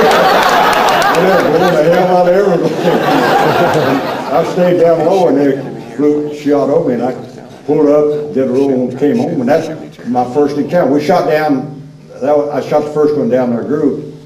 I think my group shot down 19, the leading group, 262s, but basically the airplane couldn't turn, and Hitler did not use it as an air defense vehicle. He's one that was designated for close air support, and it didn't do much good, and they did have problems with accident rates, like General Adolph Galland and Gunther Rahl, who both flew the airplanes. They tore up a lot of them. So it's kind of a hard airplane to fly. Yeah, go ahead. How did you exactly feel during the Russian and the Vietnam War? How did you react? How did you feel during the Russian and Vietnam War, and how did you react? I didn't think it was really a Russian war. Well, there's a small word called duty that enters into the picture. And no, I could basically, I was a wing commander in Vietnam. I was over for 2 years. And as you saw, I flying F-4s, F-100, B-57s, 102s. I had 8 F-100s at Tainan on Taiwan, loaded with Mark 43 nuke weapons, targeted in China to keep China out of Vietnam. And it worked, because we would have gone. It was that simple. And what I found in my B-57s at Phan Rang and the Deuces at Da Nang, Bien Hoa, and Udorn is that there was no difference at all in my pilots and their dedication in Vietnam as there was in World War II. Didn't make any difference. We were over there to do a job, and we did it. The rules of engagement, we couldn't do anything about it. Yours is, not the question why, but to do or die. And that's basically the way you look at it. And we felt pretty good about the system of trying to defend South Vietnam's freedom to select what they wanted to be. Let's get one in the back. Yes. Having been involved in the space program, did you have any desire to go into space? Did you have any desire to go into space? I didn't want to sweep a monkey crap out of the seat before I sat down. That says it all. No, let's look at it this way. As I mentioned, the Air Force had complete responsibility for space up until 1964. President Johnson made a decision that if we can make space for peaceful purposes, then the Russians will not develop space weapon system. And when they made that decision, the NACA or NASA took over the responsibility for space. We gave them our old space missions simulator. We canceled the X-20 dinosaur program and the manned orbital laboratory. And I left school in '65 and went to Vietnam. And I think it was a very bad decision to make, but it was made, and I was on the Dr. Rogers' action board for the first shuttle accident, and I thought it was stupid the way NASA's bureaucracy handled, a bunch of bureaucratic people handled the whole space program, and I've never had any respect for it. I think NASA should be restricted to unmanned space exploration because they are damn good at it, but they ain't worth a hoot in flying safety. No more comments.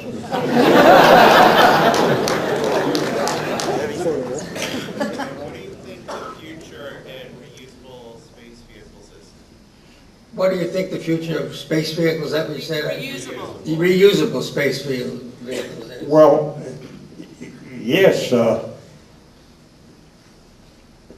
I personally think you have to get something out of your investment. And when we went to solid rocket boosters on the space program, then we had the same thing on the X-20 or the F-20 or X-20 dinosaur program. The two-strap on a Titan 3C. And obviously, if you're going into space, you better economically use a reusable vehicle. But we've spent an awful lot of money, and in my opinion, we haven't gotten a very good return for it. I know there's a lot of people here who disagree with me, but everybody's entitled to their own opinion. Is there any airplane that you would love to have flown and you haven't? Is there any airplane that you would love to have flown that you hadn't flown? I don't know of any. No, basically I haven't flown the F-20 too. I've flown everything else up to it. But here again, I think what has happened, time has sort of passed the Air Force by.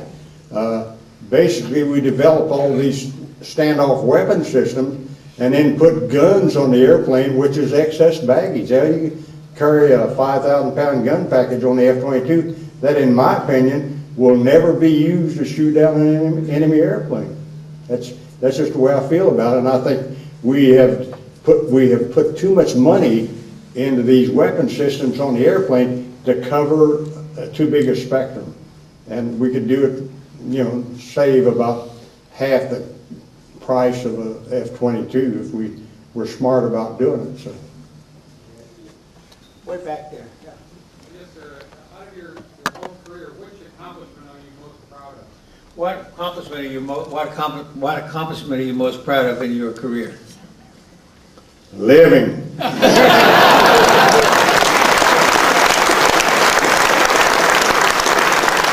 you look, when I was raised as a kid, I was taught to honor my flag and my country. That's pretty well governed my life. And then that word duty has entered into the picture completely in all my military career, and that's the way it should be. And I would like to see a lot more of it, but it's kind of hard to come by. But having said that, what was the most fun that you've had? What was the most, you mean flying? Yeah.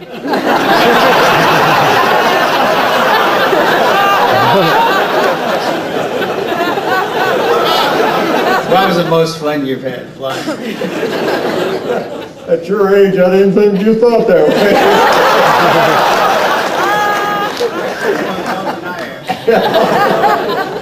Yeah, well, don't remind me. No, I've had a lot of fun flying airplanes. If I land and then use the airplane next day, it's outstanding landing. That's just the way I feel about it. And fun, is different categories of fun. And flying, of course, I enjoy flying. I can walk away from airplanes and never go back. It's because I never saw an airplane on the ground until I enlisted in the Army Air Corps in 1941. And the fun, I think, is the fun of flying formation and accomplishing a mission. And that's about it. So. And I saw one of the gals hold her hand up.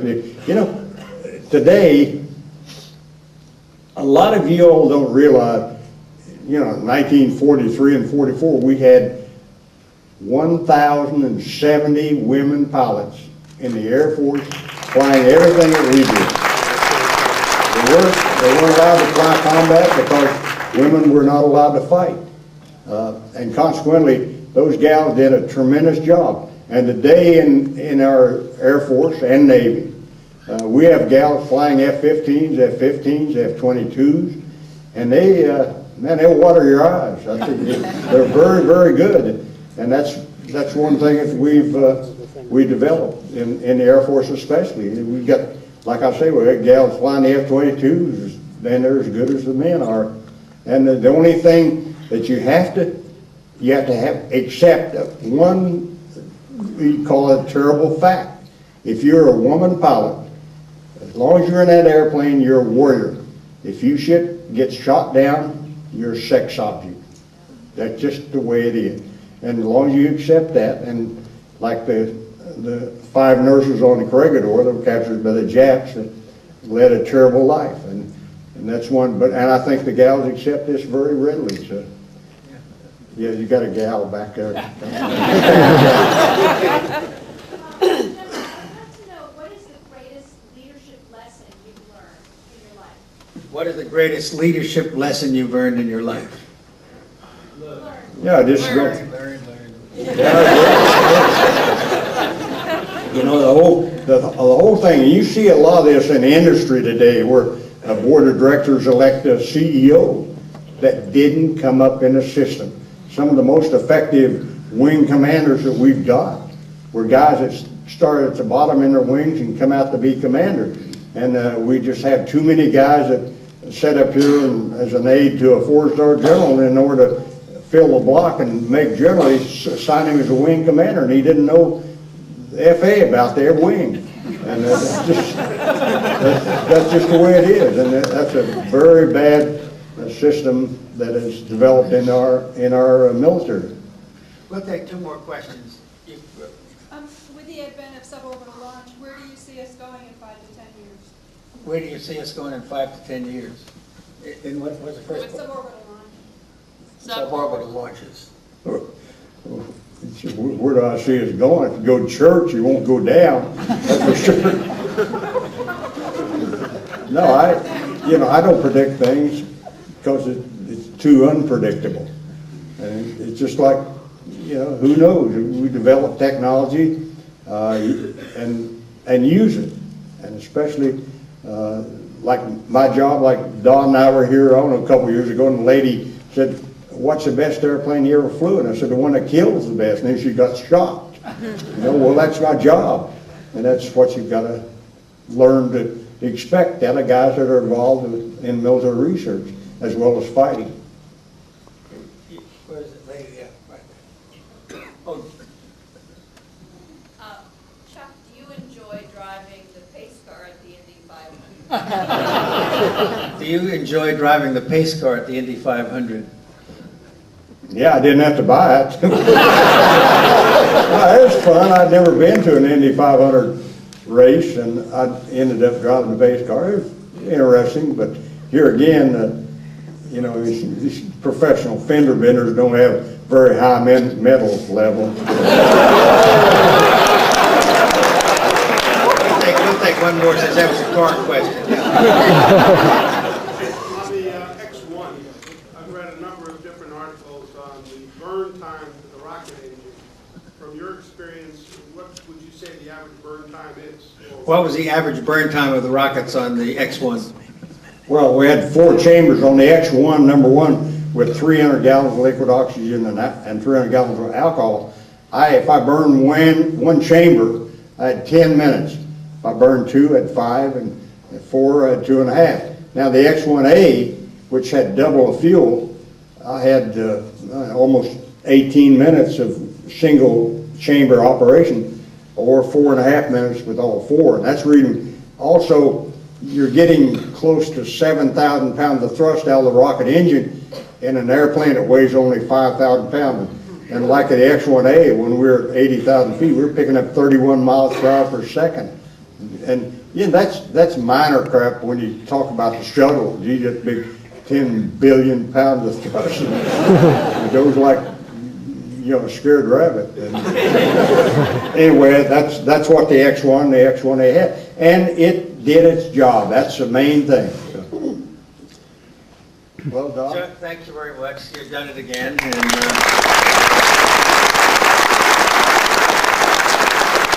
get a good night's sleep.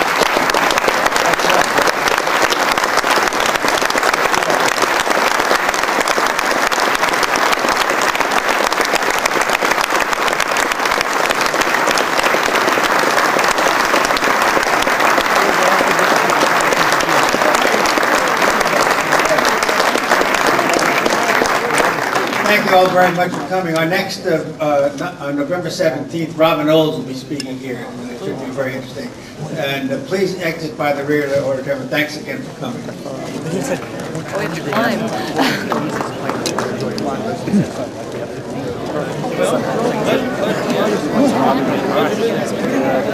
There was the most effort that I can't believe. That's great.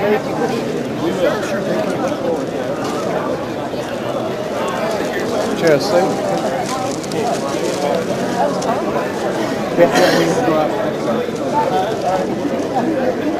Washington, D.C., 5th of October, 2005, for the Spaceship One dedication. And as you know, Buck Boost and I, we made almost all the flights except Brian Binney when he broke the sound barrier because we were at Kitty Hawk for the centennial. But here we are, watching it up on the ceiling where it's going to stay for the rest of its existence, right next to the Bell X1, in between the Spirit of St. Louis and the Bell X1.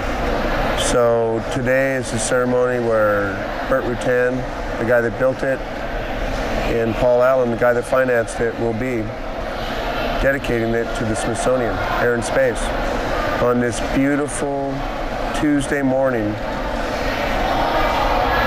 Tuesday Buck Boost or Wednesday? Wednesday morning, the 5th of October. Lose track after a while when you're globe-trotting all over the place. Yee-haw, folks. Hope you're having a wonderful day out there. Glad we can bring this information to you. Howdy, folks. Here we are today, Wednesday, the 5th of October, 2005. And we are here at the Smithsonian Air and Space, Washington, D.C. on the Mall. And yeehaw. And we're looking at Spaceship One hanging off the ceiling in between the Bell X1 and the Spirit of St. Louis. So we are here for the dedication. Burt Rutan, the builder, and Paul Allen, the financier, is going to be here, the guy that paid for the whole deal. And I'm here with Buck Boost, yeehaw, and we've been traveling all over the place. It's been a busy month. And now we're here today to bring you the show, folks. And this is a milestone, I guarantee it. When it comes to spaceflight, we're getting closer and closer to having that Disneyland on the moon. Just one baby step at a time. That's how we work it. So I hope everybody's having a good time out there on that range of change. Yee-haw.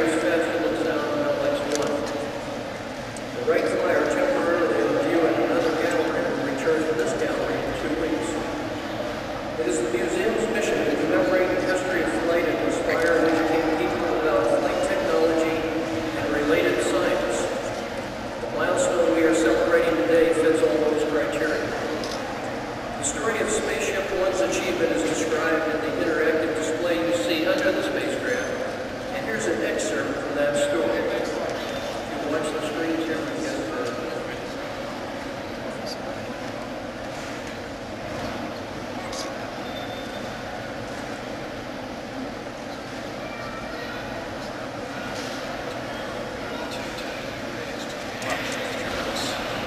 Our attempt is successful.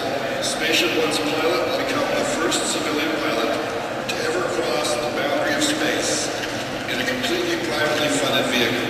After nearly 3 years of construction and testing, Paul Allen, Book Lieutenant, and his team of scaled composites achieved what he made 3 of the most powerful governments in the world have done before them: to put a man in space. Someone mentioned the X Prize to me, and a friend said if you're going to do something like that, Burt Rutan's the person to talk to. It is about showing that aeronautic adventure for private individuals is possible. In this case, it takes someone above the 100-kilometer boundary of space. I think that's a very exciting achievement. the freedom to get away from the bounds of the earth or the water. Those that have gone said, wow, life-changing. You see that little pencil-shaped vapor trail, and you realize there's a man inside that vehicle, and he's going to rocket up and back down and land all under an hour. It's just very rewarding to be part of that experience. Bert has a gut feel for things that are beyond anybody on the planet. You have things like the feather, that's was Bert's innovative approach for re-entry that hadn't been tried. You take a supersonic airplane and fold it in half. It's the most dumb thing I've ever heard of in my life. But we could not survive the re-entry without the feather. That was probably the most wonderful part about the whole design process. When I got those first results back that showed that I have high drag and high angle attack trim, high stability, supersonically, man, a rifle bullet out of an M16 goes 2,700 feet per second. I mean, we're going to go 3,400 feet per second. That's 2/3 of a mile every second. And if you look at that vehicle, it doesn't look like it could go that fast. It's just made out of fabric with some epoxy glued to it to keep it stiff. It's got plastic windows, and it's going faster than a bullet. There's some risk involved in it. On June 21st, 2004, Mike Melville flew 62 miles above the Earth in Spaceship One to become the world's first commercial astronaut. This is rocket science, man. This is real first-class, top-line rocket science. It's very hard to express how proud I feel of Bert and this team. I just feel so happy to be able to enable space tourism to move forward, hopefully at a much accelerated pace. Would you like an M&M that's been to space? Nowadays, people think you need cooperation between Russia and China and the United States, and millions of people to do something fantastic.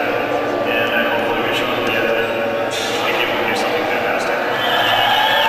The important thing about today's accomplishment is this is not an end, it's just a very good beginning.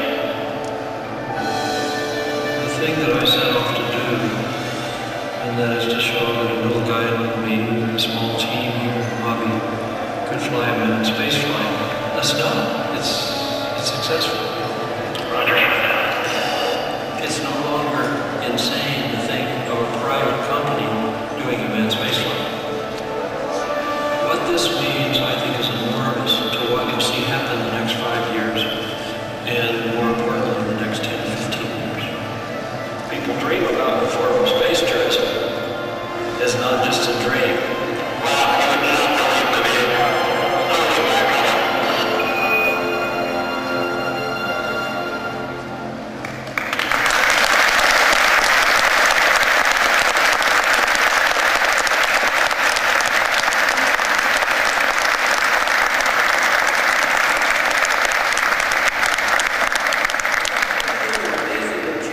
By the way, the pipeline that contains the film we just saw is the prototype of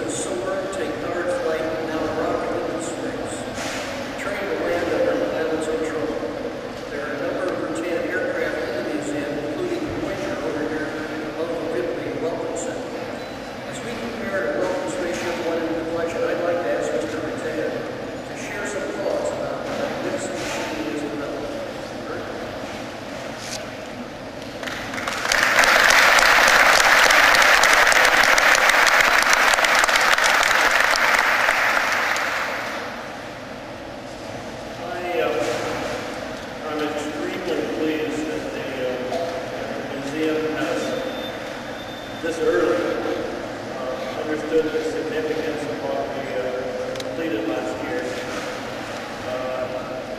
and to give our prototype a place in Milestone Gallery. I knew that the significance would be known and understood by everyone in 10 years, when many of the people that I'm looking at right now are out there buying tickets and getting to experience that wonderful feeling of floating about a cabin and looking out at the black sky, feeling the high G re-entry, and getting to understand why the astronauts since the early 60s have told us that this is like training. I knew at that time that people would understand the significance of our little research airplane. Research space plane. But I'm extremely pleased to see and hear this early. I'm extremely pleased to see the courage that planners in the museum have had to point out that Spaceship One belongs here. And I'm working very hard now on the next steps, which will lead to a new space race. The Russians have beat us again. They're beating us from a business capitalistic standpoint. Gary Olson just launched a couple days ago, and in April a Japanese billionaire will be flying in space because the Russians are better capitalists than we are on space flight. And back in the 60s, when the race was about national prestige, none of us would have believed that the Russians would come in 40 years later and beat us in a capitalistic way. Well, I feel a need, just like America felt back in the early 60s, to get our national prestige back.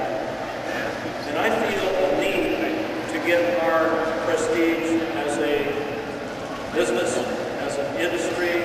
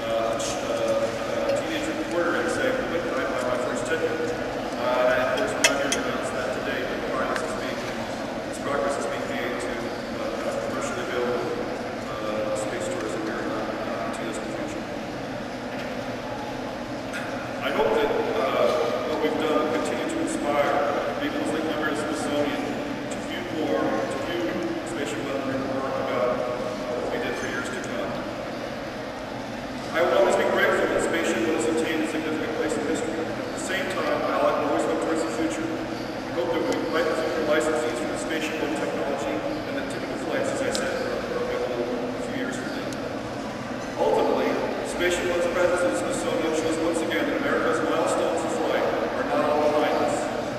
It is my hope that Spatial Club's new home will enable millions of National Air and Space Museum visitors to view and learn about and be inspired and actively contribute to the next generation of space exploration initiatives. Thank you very much.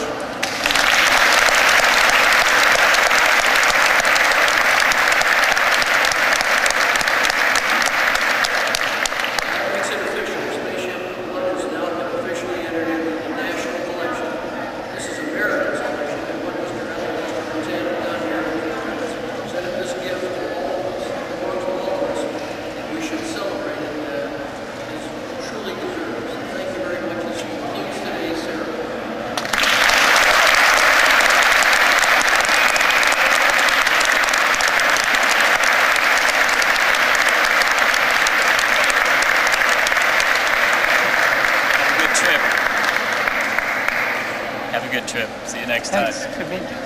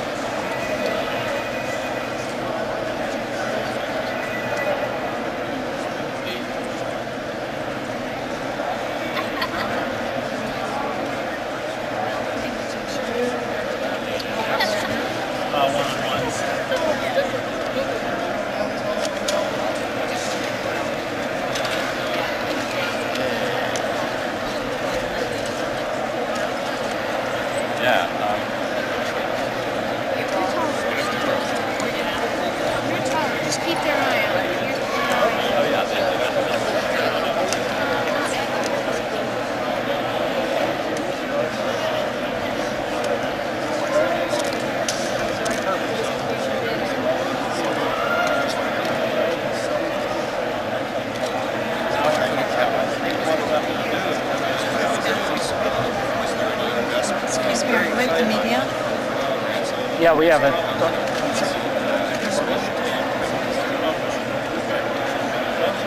In California.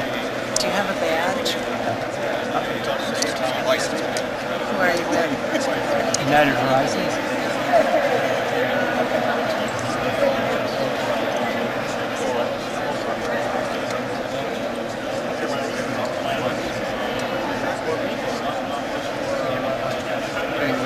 With NBC News shows, but the Mojave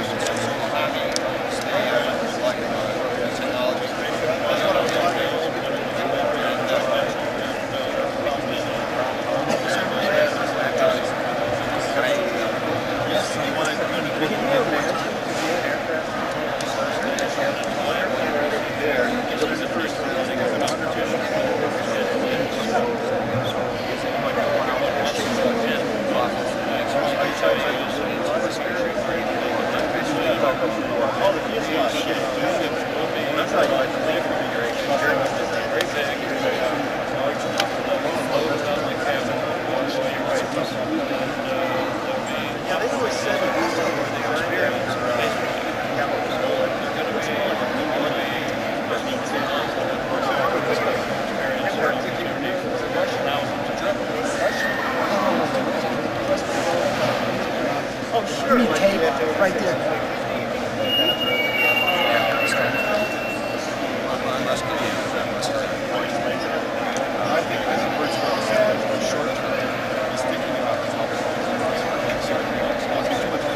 Excuse me, sir, are you with an organization? Question is about Yeah. the problems that you have in light I don't have media credentials. Could you get outside? Branson's just complaining that he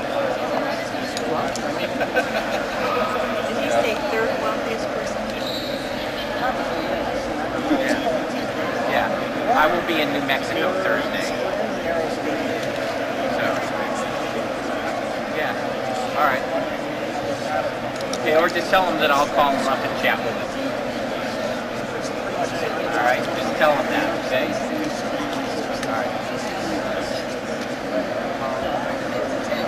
All right, please, thank you.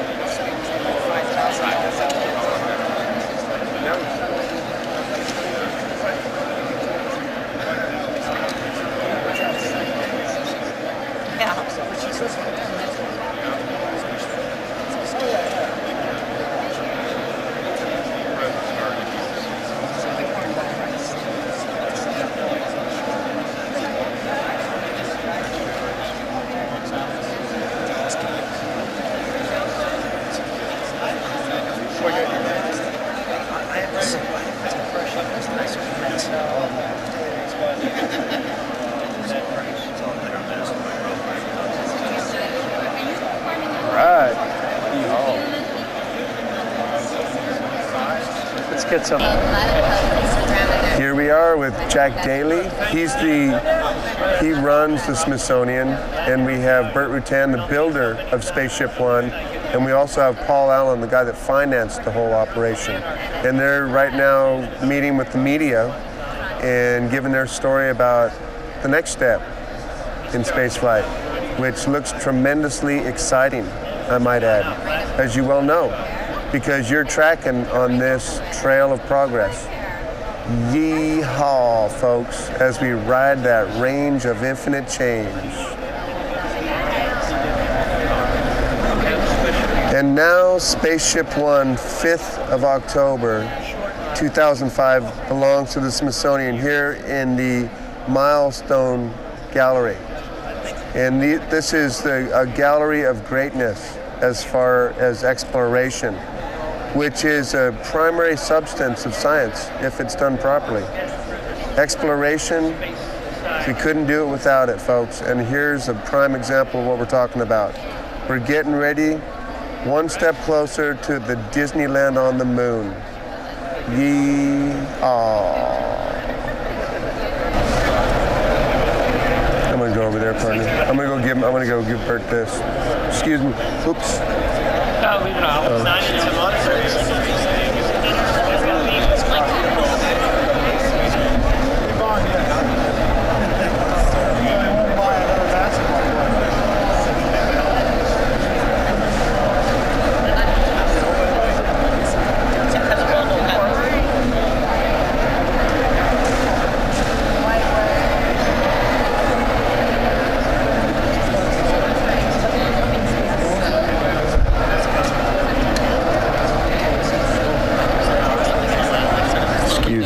sneak by you.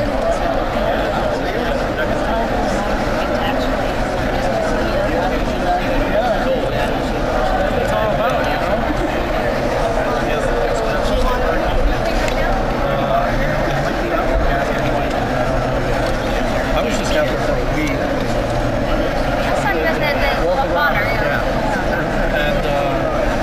Let's get up there. California Space Authority have manufactured. Mr. Rattan.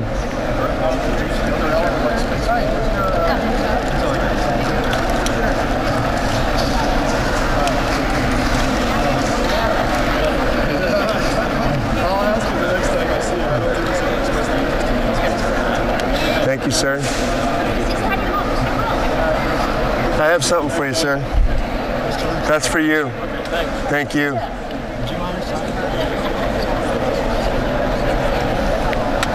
That was cool. He got one of the thought experiments.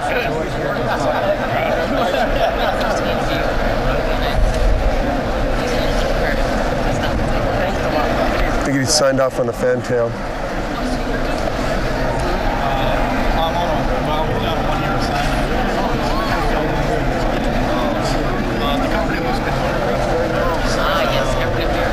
Thank you, sir. Remember, you signed one over there when you won the X Prize, over at Edwards. That was my X Prize hat. I retire them every year. Kids love it. Thank you, sir, very much. Thank you, sir.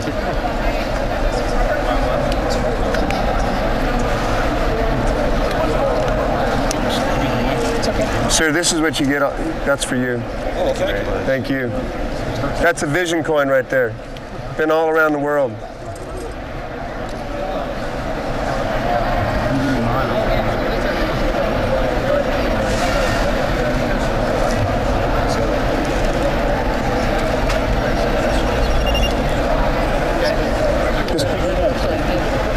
Mr. Daly, could you hit off on the hat, please, sir? Thank you very much, sir. What did he say? Let's go catch Mr. Daly. Where is he? He's right over here by... I want to get him to do the hat. He's inside, but he'll be... Just keep looking.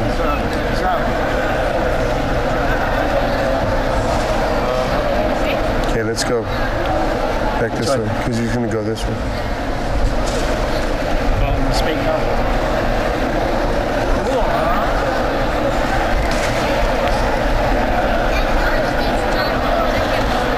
See, he's right there.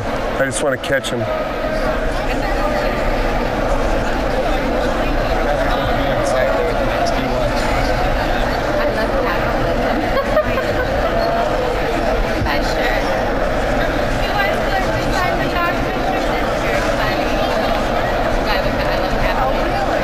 You walk over by the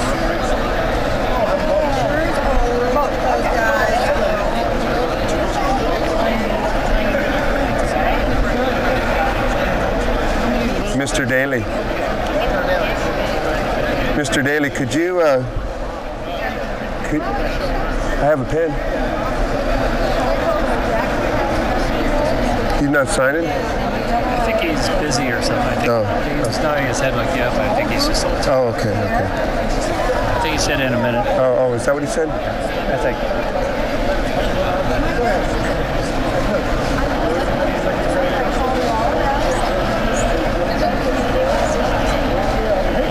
This is a cool hat. That is a cool hat. A cool hat for a hot head. Yep. Where's Brian on this one? Oh, there he is, right on the bow.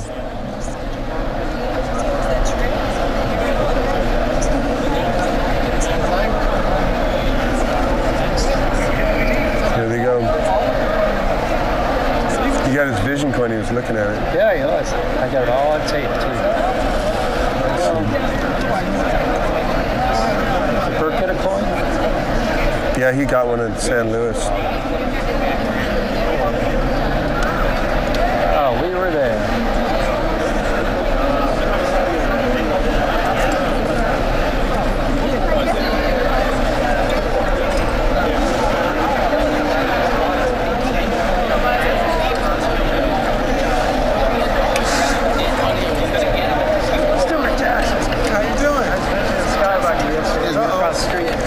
sir. Scott Hollister. Stu Jackson. Nice to meet you, sir. Remember I spent you works at the FAA? So. It's incredible. There here he is. You know what? Some change. We'll just sign that today? Or? Yeah, but all these hats are signed by him too. We run into him all the time. I got him at Dryden. I was there for Bill Dana finally got his wings for flying that. Right. So. We were at the ceremony at Dryden. That's right. He signed most of it. But he missed one, and I'm glad I brought it. Because I use these in the classroom, and then what I do is after a year, I switch them out. I retire them.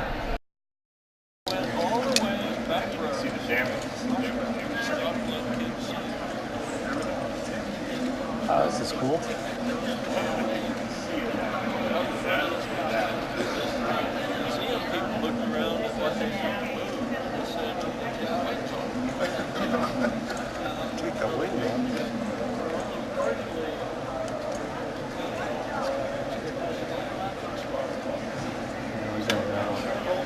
Unfortunately.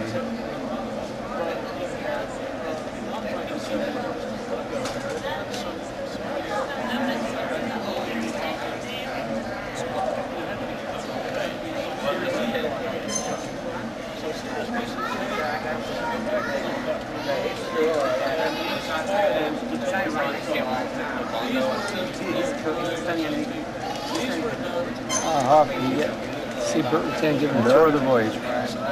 You getting a picture? Yeah. Oh yeah. Bug booze. Bug booze. What about the... No.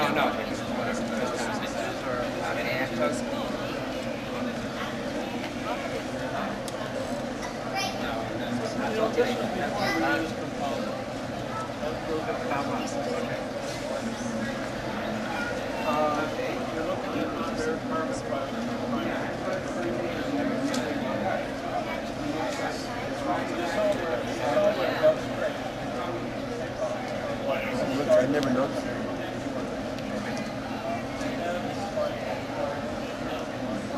It's pretty special.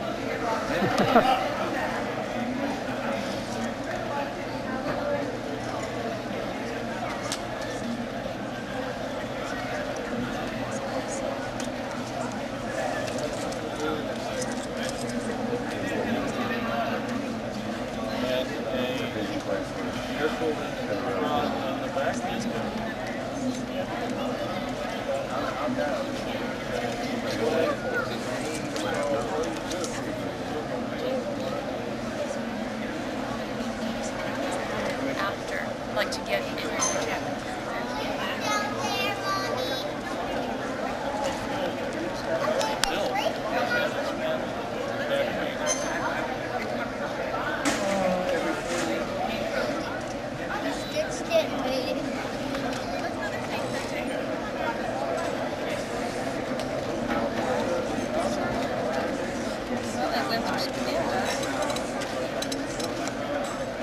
It does look slightly different.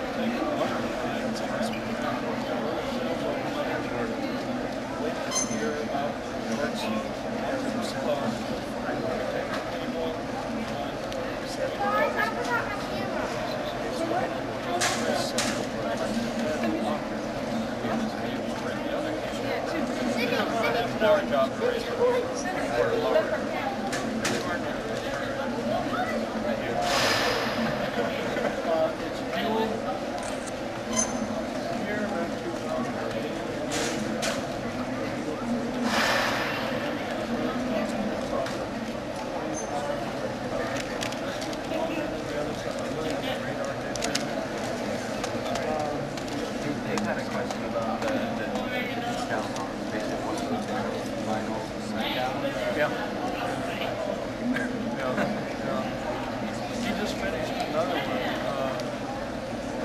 We have golf carts there. I repossessed a couple of golf carts because the guy didn't pay me when I loaned the money for him. About 14 golf carts in the catalog. Okay. And they were kicking around outside. We were doing that steel produce to go back and forth to the various buildings. They fixed one up just for me. It's called Golf Cart 1. It has the same font as the spaceship one, Golf Cart 1. It has the blue stars and it's got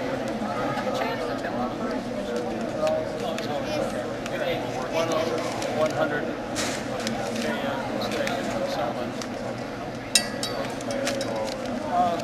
You notice the rudders are kind of off. Look at it. It's got a couple of degrees outward degrees. We're working the supersonic stability issue harder.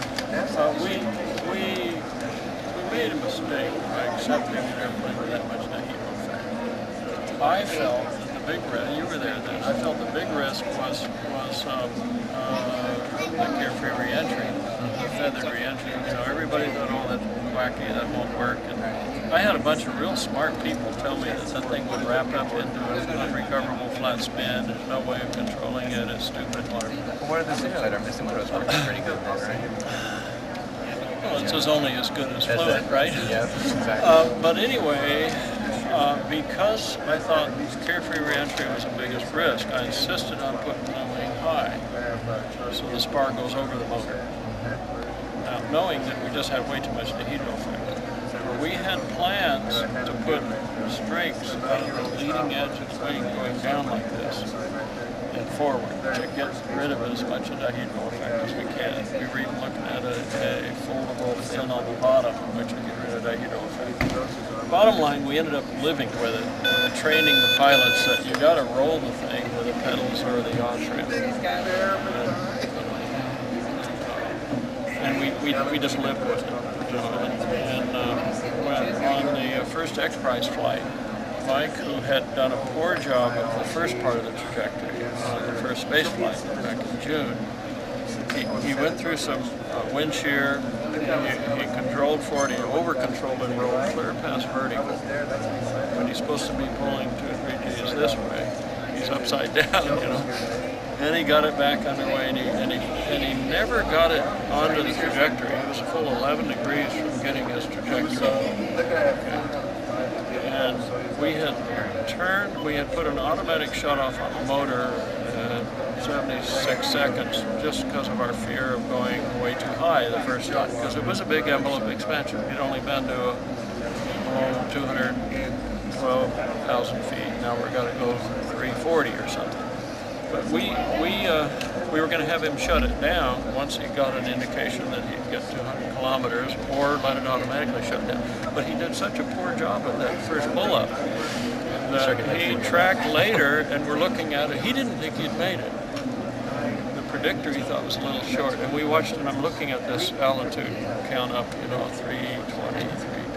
Oh, come on. And it goes to 328, you're watching the rate. And it goes over 400 feet higher. And then goes back down. Oh, shit. And it was that close. Less than 0.1%. So anyway, Mike did all the training to make darn sure he's not going to do that, because he's got to get to 100 kilometers now with a lot more weight, 2 people's worth of weight in the back seats. So he did a beautiful job on it, and he actually overpulled it. So now, he could have just stayed there and pulled back. No big deal. But the FAA folk